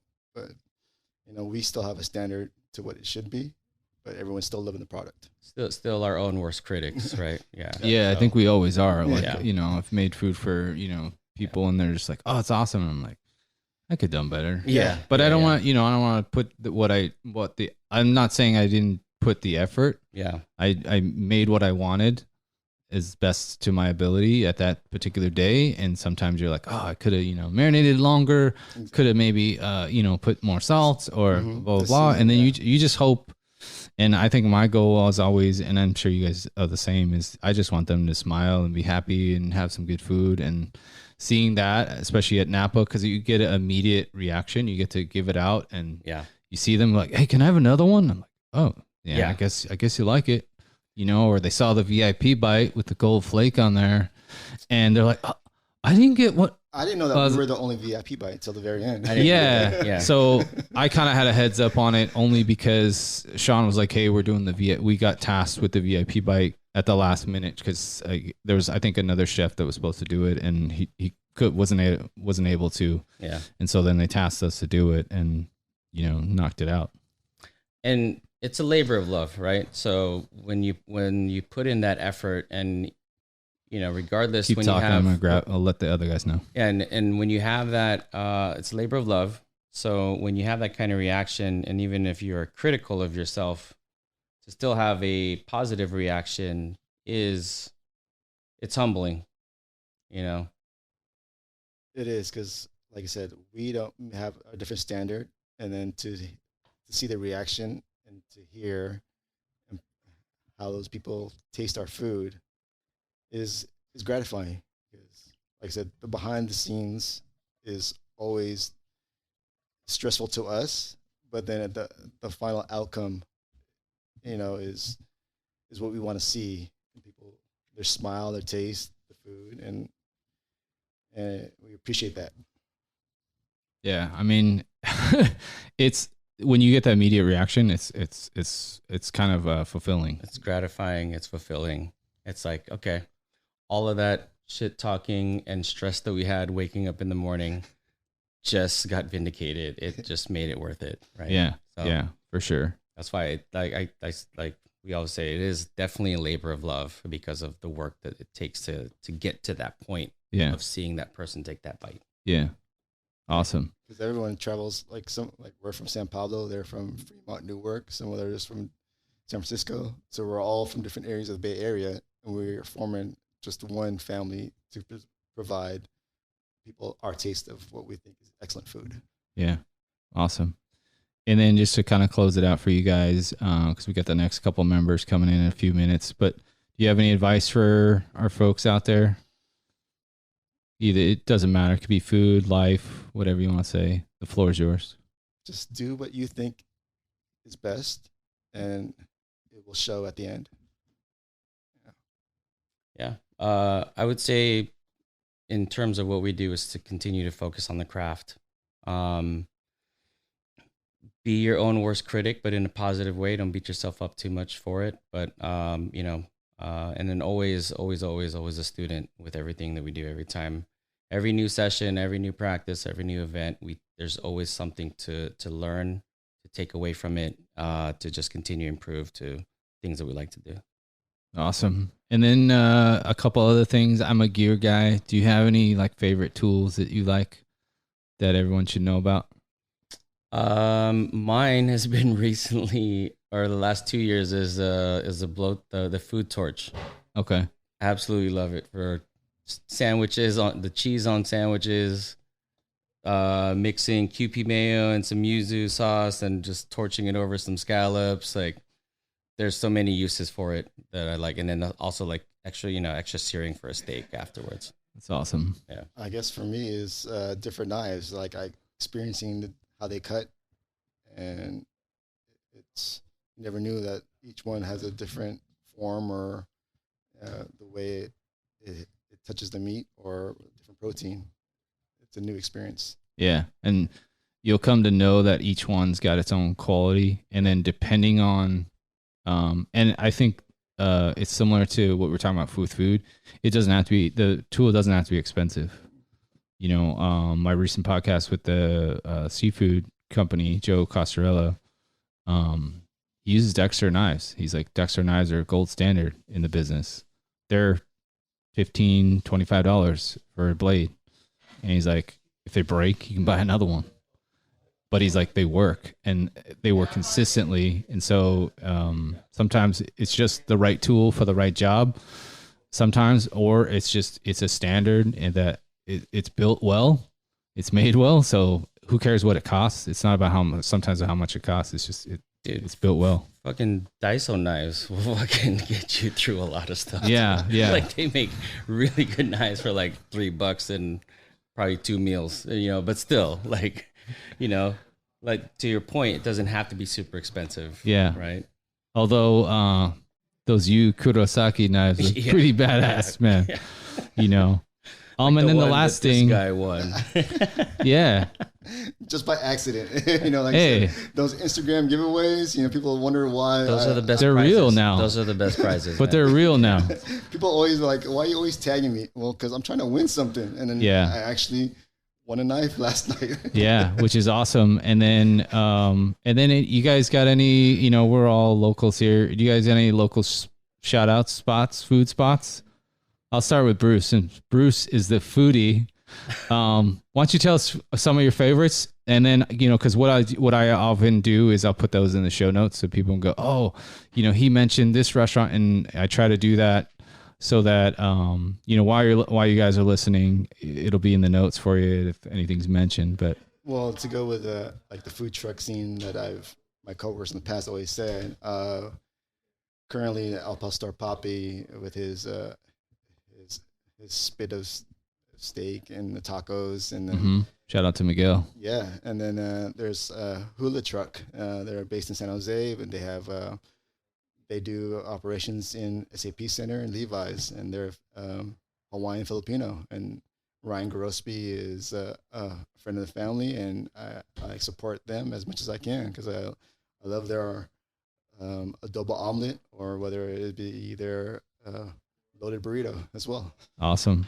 Nick, Let's see. I'm sure you got a few. Like I got a lot. It's like running through my head. But if I do like burgers, there's Val's in Hayward, and then there's my buddy who owns a restaurant, the Burger Saloon in Woodland. Sushi, I love Sushi Show in El Cerrito. Aki-san. I actually feel like I shouldn't have said that because Everyone's gonna go there now. and yeah, like man, Well, my mind in the cemetery was always Sushi Sam's. Sushi Sam's. Yeah. I love Sushi Sam. That's my go-to. Yeah, it's already blown up, so I feel like I didn't have. I think you'll be fine. Yeah. You'll be fine. Yeah, You still got to seek it out. Yeah. But any others? And then like pho, we really like pho Alsan in like Oakland, but they also got one now in El Cerrito. So it's their grilled pork egg rolls, and then their pho is just like it's comfort food for my wife and I. So Yeah. Awesome. Well, Awesome. Thank you, Dave, for this Yeah. experience. Yeah. Thanks for coming on the thanks for podcast. having us. Thanks for being here. Thanks for making the trek. Like Of I course. said, for the past events, helping us out. Yeah. Yeah, and according to Chef 2, there's a lot more coming. Yeah. Looking forward to all of that. Yeah. So So grab Dom and Gary, get them on here, and close this podcast out. Will cool. do. All right. Thanks, Dave. Thanks, guys. We got the other members of MACBBQ coming in. So hang tight, everybody. What's cool is that, all these guys are all putting everything together here on location, and everything's being cooked as we talk on this podcast. And it was great being able to be part of everything in the event. All right. Pick a seat, Dom. And if you got the headset, just throw it right on. Okay. And then, Dom, for you, you're just going to want to sit as close as possible to that mic, almost kissing it. All right. You There you go. Fine. Yep. That's good. And then, Gary. I got it. I can hear myself. Yeah, Gary knows how to set himself up. Yeah. So I've got members 5 and 6 of MACBBQ today, man. It's awesome to have you guys come in, and I appreciate your time and having me out for the podcast and to hang out and cook with you guys. Dom, I've got basically just introduce yourself. Tell us where you're from. All right. And then we'll move on. We'll keep going from there. All right. First of all, thanks for setting this up. It was great meeting you 4 weeks ago when we were over at Napa.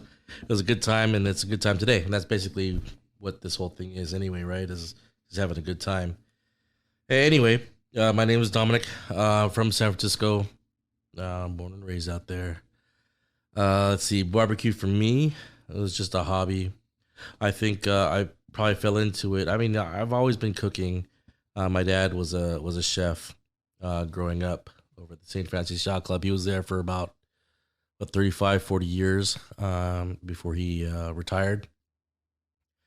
Just growing up in the kitchen and watching him cook, learning his little tidbits, always talking about cooking, always talking about why you cook as opposed to how, right? So he was definitely more on the feel side, since he wasn't, he wasn't into baking. He was more into like the savory cooking, right? So listening to him, growing up with him, my uncles, they all were cooks. Another uncle was a head chef over at Skoma's. I believe he was in the New York Times. They did an article on him. This was back in, I believe, the 70s, early 70s maybe. Anyway, that's my history of cooking. Is just basically not even me, just the people before me. And it just became a hobby since then. Specifically for barbecue was when I took a trip out to Dallas. I went over to the Pecan Lounge, shout out, and had their barbecue, had their brisket, and I was like, oh, dude, I need to do this. Nice. Yeah. Awesome. Gary, introduce yourself. I'm Gary. I'm originally from San Diego, Coronado specifically. I came up here like in middle school, and ever since haven't left the Bay Area. As far as like MACBBQ and cooking or whatever it is, I just do a lot of my background in it is mostly as a child Filipino cooking. Using smells, tastes, no measuring of anything. It was just all smell and taste, and that's how you got the taste that you got. Learning that from my grandfather, my mother, my grandmother, as far as cooking is concerned. Other than that, I do that a lot. Come back, MACBBQ. I'm kind of we're kind of new to the team. Yep. Me and Dominic. I'm just happy to be here. Yeah. I'm on the team as eye candy most of the time. Yeah, sure. What I mean? Definitely. So, Nice. I'm just kidding. Best looking. I like to consider myself that, but whatever. I'm just kidding. And then, Dom, what you mentioned, with the background of everyone that kind of was cooking around you, you mentioned something that I wanted to talk about, your dad's why. Do you know what his why was? Like why he cooks? Yeah, it was the same reason. Like, hey, you know what? Cooking in the kitchen is hard, is difficult, but I do it because I love you. You know what I mean? Mm-hmm. And so that's it. You feed people. You feed the people who you love. And you're not gonna feed them garbage because you love them. Yeah. That's. He didn't say that in those specific terms. But I knew what he meant. Yeah. Yeah. And would you, like that exposure, what'd you eat growing up? Oh, man, it was weird. So my mom cooked all the Filipino food. My dad cooked all the international food. So, man, I remember the first thing I wanted to learn how to cook was chicken a la king and beef stroganoff. I just liked them. They're both creamy, milk, or not milk, but like kind of like a creamy base. Yeah, those are the first things I wanted to learn how to cook. Yeah, and it was pretty simple. Adobo, I never really asked. That's, I just kind of saw it. You know what I mean? Like, yeah, that's, That's like the simplest one. Yeah, too, as far as like ingredients, like 3 ingredients. Yeah, and just like with Gary, right? It's less about measuring and more about feel, right? Yeah, like for me at least, it was like more about feel and smells and taste because in my family, in regards to smell and taste, it was if you it takes away if you're measuring stuff. According to my family, if you're measuring it, it's sure it's going to be consistent, but you're taking away some of the feeling of what you're putting into your dish. In that aspect, you're putting more. This is I learned this from my my grandmother, and she was just more like, no, you just feel it. You feel that it's right, then it's right. It might taste different than it did before, but it's just how it is. Yeah, and you can get away with that with savory cooking. Baking, not so much. No, not baking. that's because there's a definite more science to that, because it's like it ain't gonna rise or it ain't gonna look the way it's supposed to or be fluffy if you didn't put the right measurements in. But yeah, savoring is feel and love and passion, you know, and then definitely a lot more heart. Right? Yeah, definitely more. And then but it's also unique. Like you mentioned adobo. I've had different adobos. They're not, even though there's only a few ingredients, they have all tasted differently. You know, I can make it too. My ex was Filipino. So like I saw it made every day. And then I was like, okay, I need to make it and see if they like it. Yeah. And if I pass, you know, mom's, you know, test, then, it's decent at least. Right. Yeah. And I did, but it was also like, I made it a little differently, Of course. you know, and I may even thrown some extra items in there, you know, and just trying to change it. But like, like you're saying, it being able to vary it on a different day, but then it's like, it's your own too. And then it's, measuring is only, you know, one aspect of cooking, I think, you know, like I think the other thing my dad also told me about was,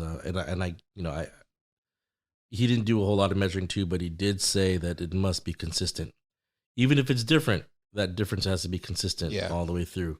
I mean, it could be different if you're experimenting, but once you've got a recipe down packed, you've got to be able to recreate that recipe all the time, every time, and be able to teach that recipe to the sous chefs and the other cooks and the line cooks down the line, you know, to make sure that they could absolutely recreate that same plate every time, because you're only as good as your last plate of food.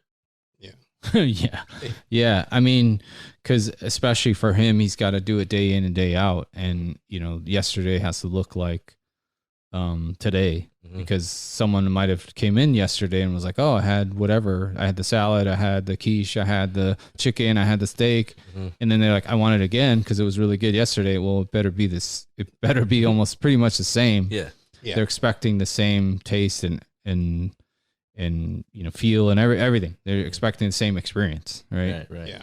And that's hard. Shout is. out to the chefs that do that every day. It's not easy. You know, you get, you know, sometimes the order of food that comes through the walk-in is not exactly what you wanted, or maybe not, you know, the best all the time, or they're playing with other things that are going on, like the kitchen broke, something in the kitchen's broken. And you know, there's so many variables going on, and then just to get it to your plate right in front of you, there's a lot that went into that besides just cooking it.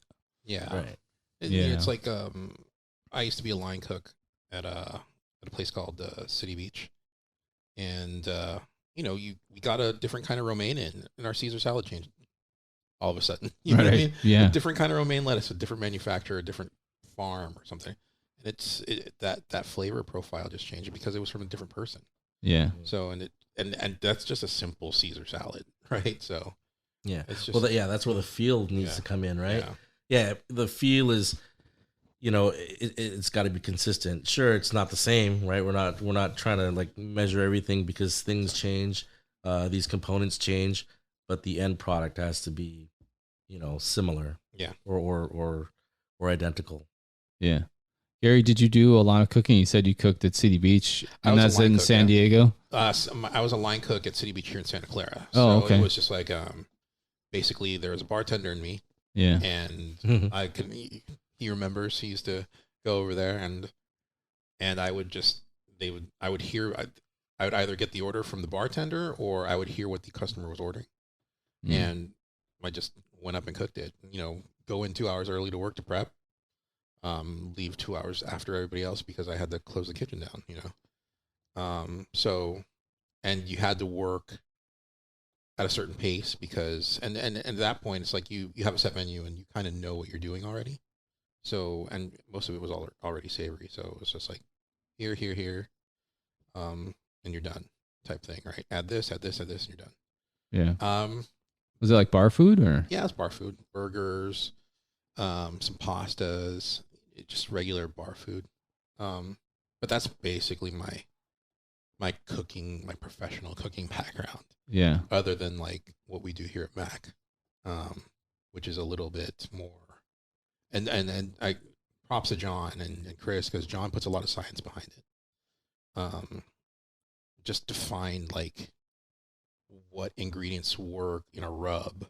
It was like a list of things that he did. It was this did this to this rib, this did this to this rib type thing. Yeah. It was scientific. It was methodical. Yeah, it was. He went through the. It's like weird. He went through the scientific process. You learn about the scientific process in like high school, college, and stuff like that, right? And it's that he actually did that with his rubs, just so that he can get a consistency. Yeah. Form a consistency in everything. And Gary, I'll get back to Dom too, but how'd you end up with MACBBQ? How'd that all kind of play out? So with Mac, it was John. For original MACBBQ was John, Chris, and a guy that lives in Texas now. His name's Andy. Andy, right? Yeah. And you know, they were doing comps and stuff like that. And a few years ago, just one day I was like, John's one of my friends. And hey, he just asked me, hey, do you want to help me out? I was like, yeah, sure. And from there on, it's like, I just been helping him out. So I guess I wouldn't say I'm like the newest person. I feel like I'm new all the time because you know, I'm just like behind these. I enjoy being behind the scenes and doing whatever. But you know, just helping him out throughout the whole experience of doing like a birthday shower or something like that, or we've had parties for my wife and him bringing the trailer out to the house, having our neighbors stop by thinking, hey, are you guys selling that? We're like, nah. Not today. No, not here. No, I'm sorry, we can't.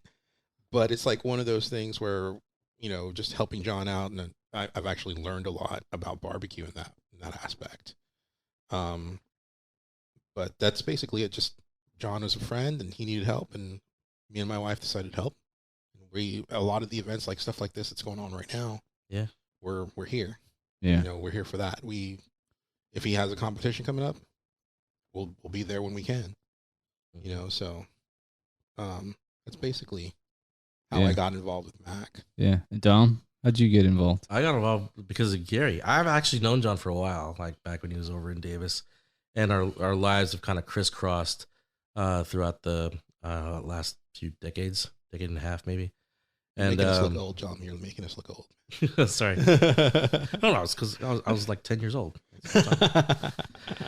And you know, hanging out with Gary's like, hey, you know, John cooks. I'm like, yeah, I know John cooks, because like we take like long drives out to Sacramento, here from the Bay Area, and we just talk, and I just yap about food, yap about barbecuing. He was like, oh, I do some barbecuing too. I'm like, oh, really? And so we totally geek out on that, and he told me, hey, John, sometimes he needs help. Why don't you give him a shout? I'm like, oh yeah, you know, I never thought about it seriously. I'm like, oh, that's cool.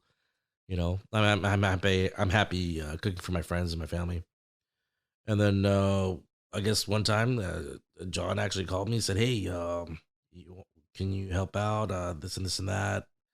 I'm like, yeah, sure, dude. Actually, I was going to get a hold of you. I wanted to learn more about cooking on the kind of equipment that you use. At home, I use a Weber Smoky Mountain. Sometimes I set it up to use it as a pit barrel cooker. And of course, you know, the Weber 22, Weber 18 that I use, but I've never used like a reverse flow cooker. I've never used the kind of vertical smoker that they're using. So I was just really interested in the kind of cooking they're using, the kind of heat and stick burners that they were using. So I wanted to experience that firsthand and learn how to, you know, start those fires and maintain those fires. And going into that event 4 weeks ago over at Napa, you know, where we first met, you and I, and to me it was just fun. I wanted to go in there and just learn, and all of a sudden, oh, hey, you know what? This is actually pretty cool. I like this a lot. And throughout the day, you know, everybody made me feel like a part of what was going on. You know, I got to sample the food. I got to put in my 2 cents, and they actually, you know, paid attention to it. I got a chance to give it my 2 cents about how we should have the manufacturing line set up, if you can call it that, the quality control, etc., temping the food, you know, checking how it felt, and they felt really comfortable with me, and I kind of felt a little bit honestly honored, like, oh wow, these guys recognize that even though I don't do this at their level, that I have the skills to keep up. And so I wanted to keep going, and I let them know, like, hey, anytime you have anything, set me in. I'll put in the work as long as I can learn. And so that's why I'm here. And also, correct me if I'm wrong, it's like one of those things where you actually got to geek out on this kind of stuff. This is one thing that he geeks out on, is like totally this whole smoking thing. And it's like, that was your first event as well, right? That was your first smoke with us. Yeah. I wasn't there at all. So it was like, from what I hear, you were totally geeking out and like loving it. Yeah. Being out there doing that stuff. Yeah. Which is great. Yeah. Normally I do like, I'll do like 12-hour cooks by myself.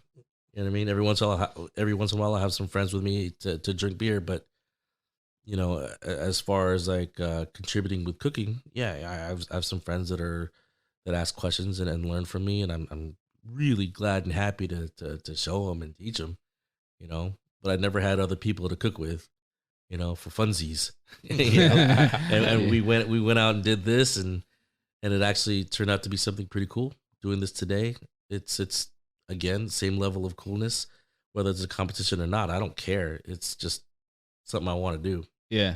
I mean, like I was telling the other guys, I see the passion and the feeling of it, and so like, it's nice. It's easy to say it's nice. It's like, that event was new for me too. Like, I'd only met MACBBQ through the Japantown event with Seisuke Knives, and that was brief because they were working. They were like busy in the back trying to get everything out. And then when we did this event together, it was like, hey, put everyone together, and everyone filled in the gaps, and it was awesome, And I'm the same way. I'm learning even more today about barbecue. I don't have a huge smoker like that one at home. I run a Traeger for the most part. Also, I just, where I'm at, I can't have open fire, so electric smoker works.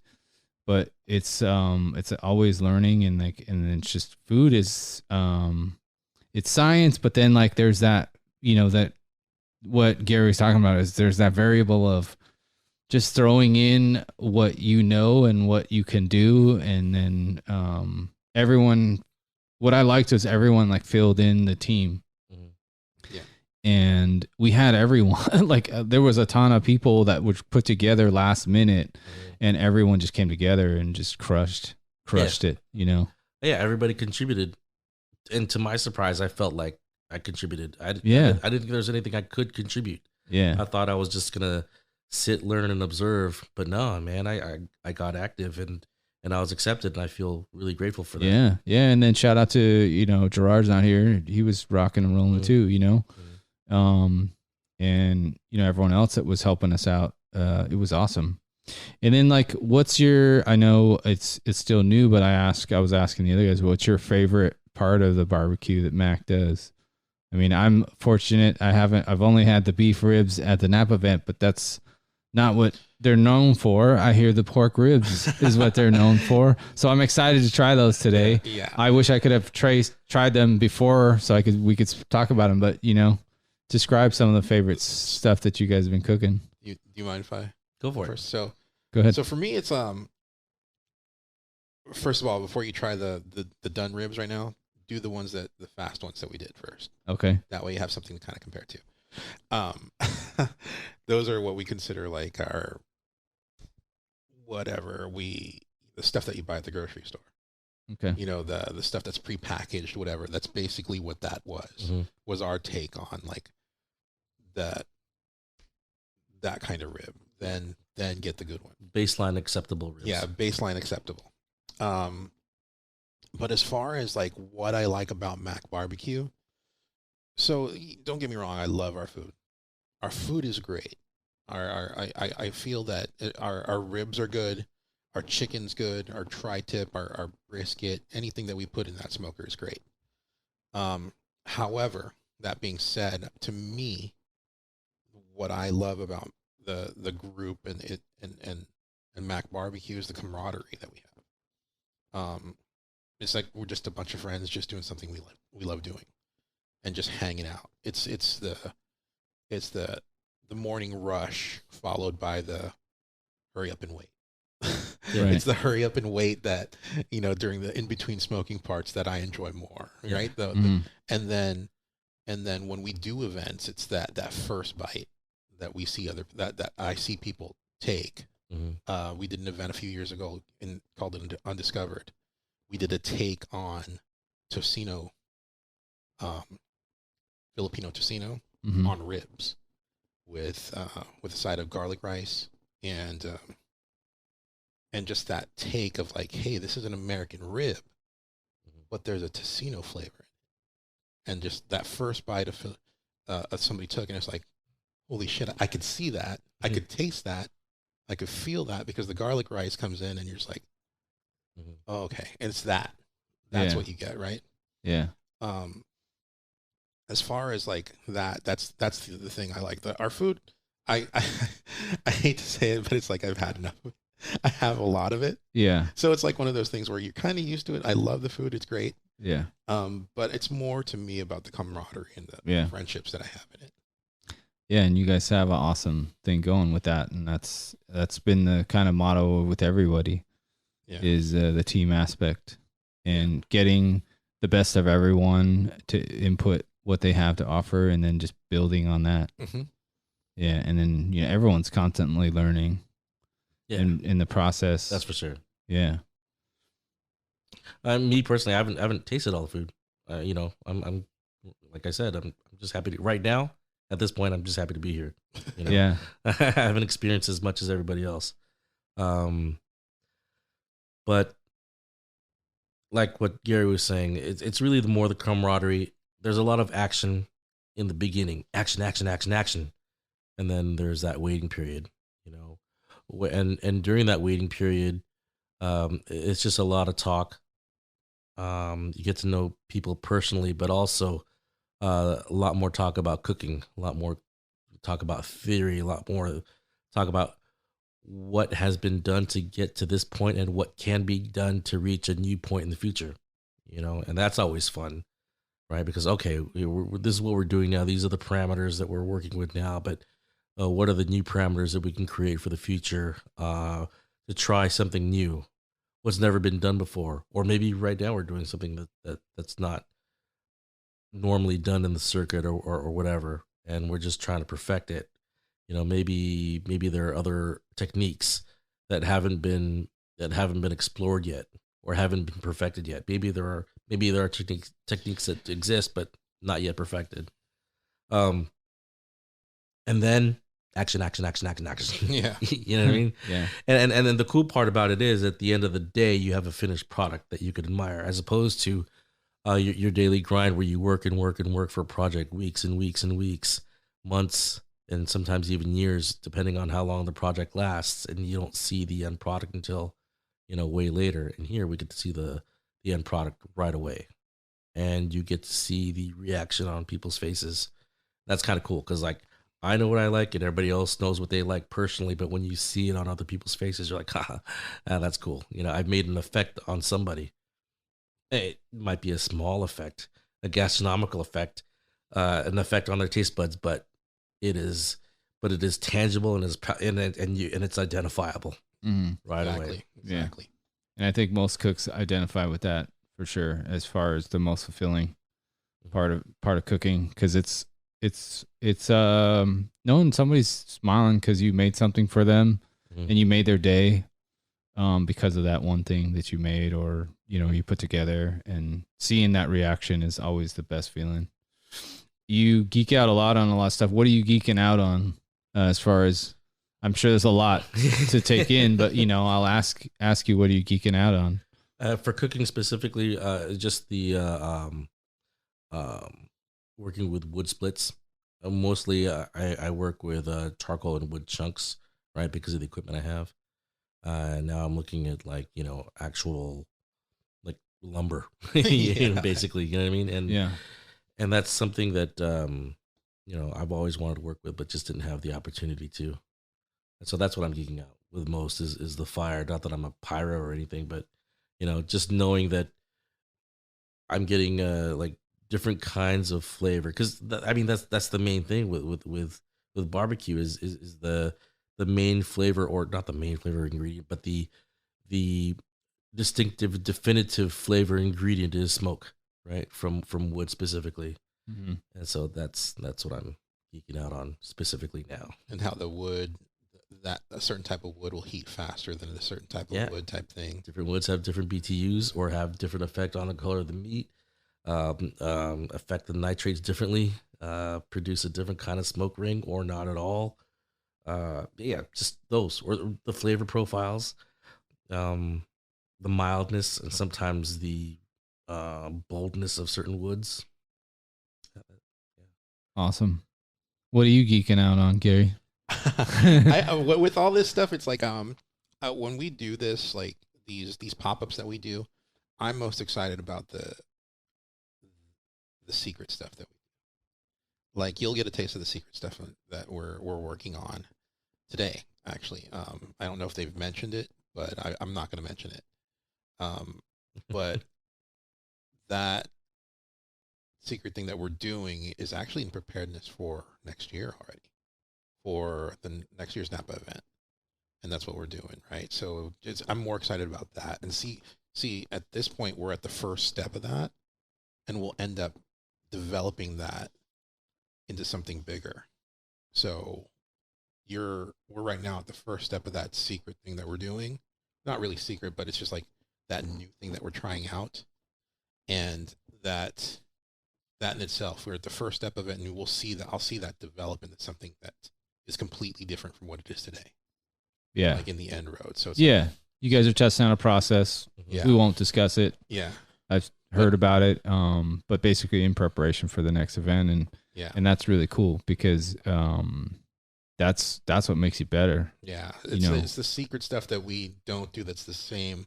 Like the ribs we do all the time, right? So so it's the stuff that's a little bit different, that people that we begin development on is what I'm more excited about. It's like, okay. And then we chip into that. Mm-hmm. Yeah, it's preseason right now. We're just working down to our 53-man roster.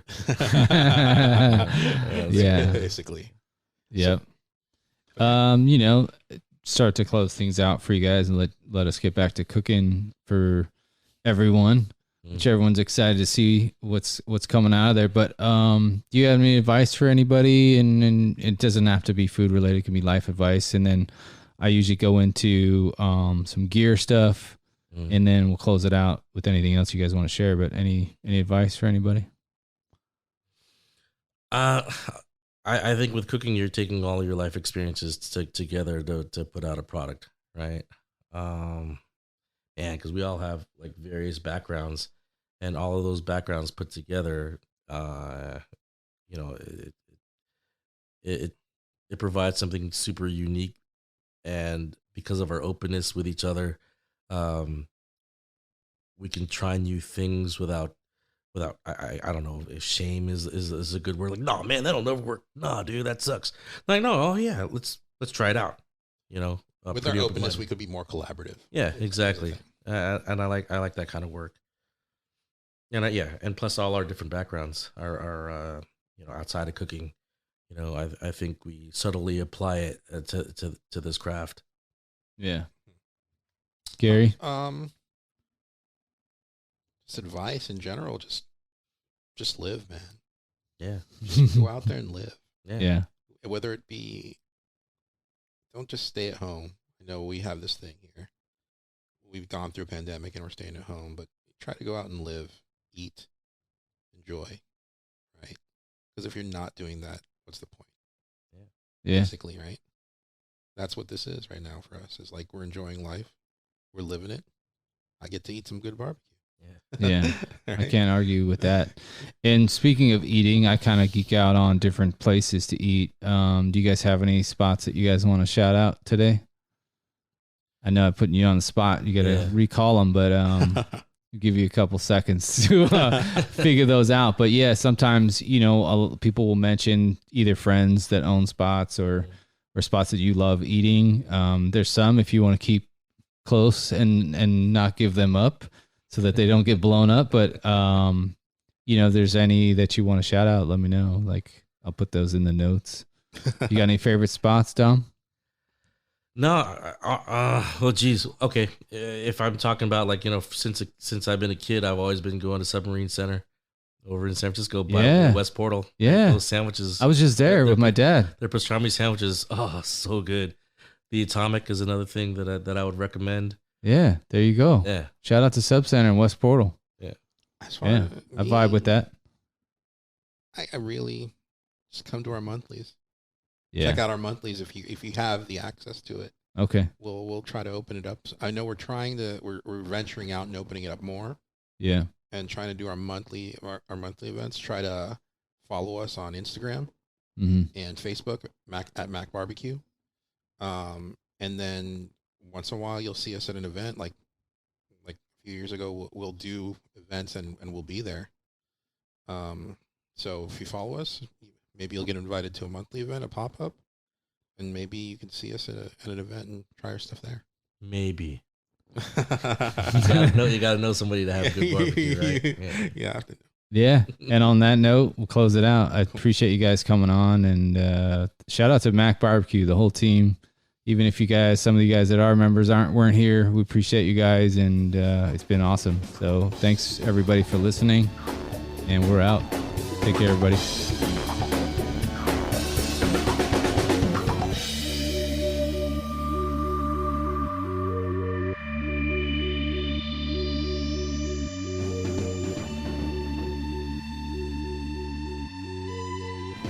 And as a quick reminder, the restaurants and gear talked about on each episode can be found on my website, foodoriginspodcast.com. I appreciate your support, and thanks for listening.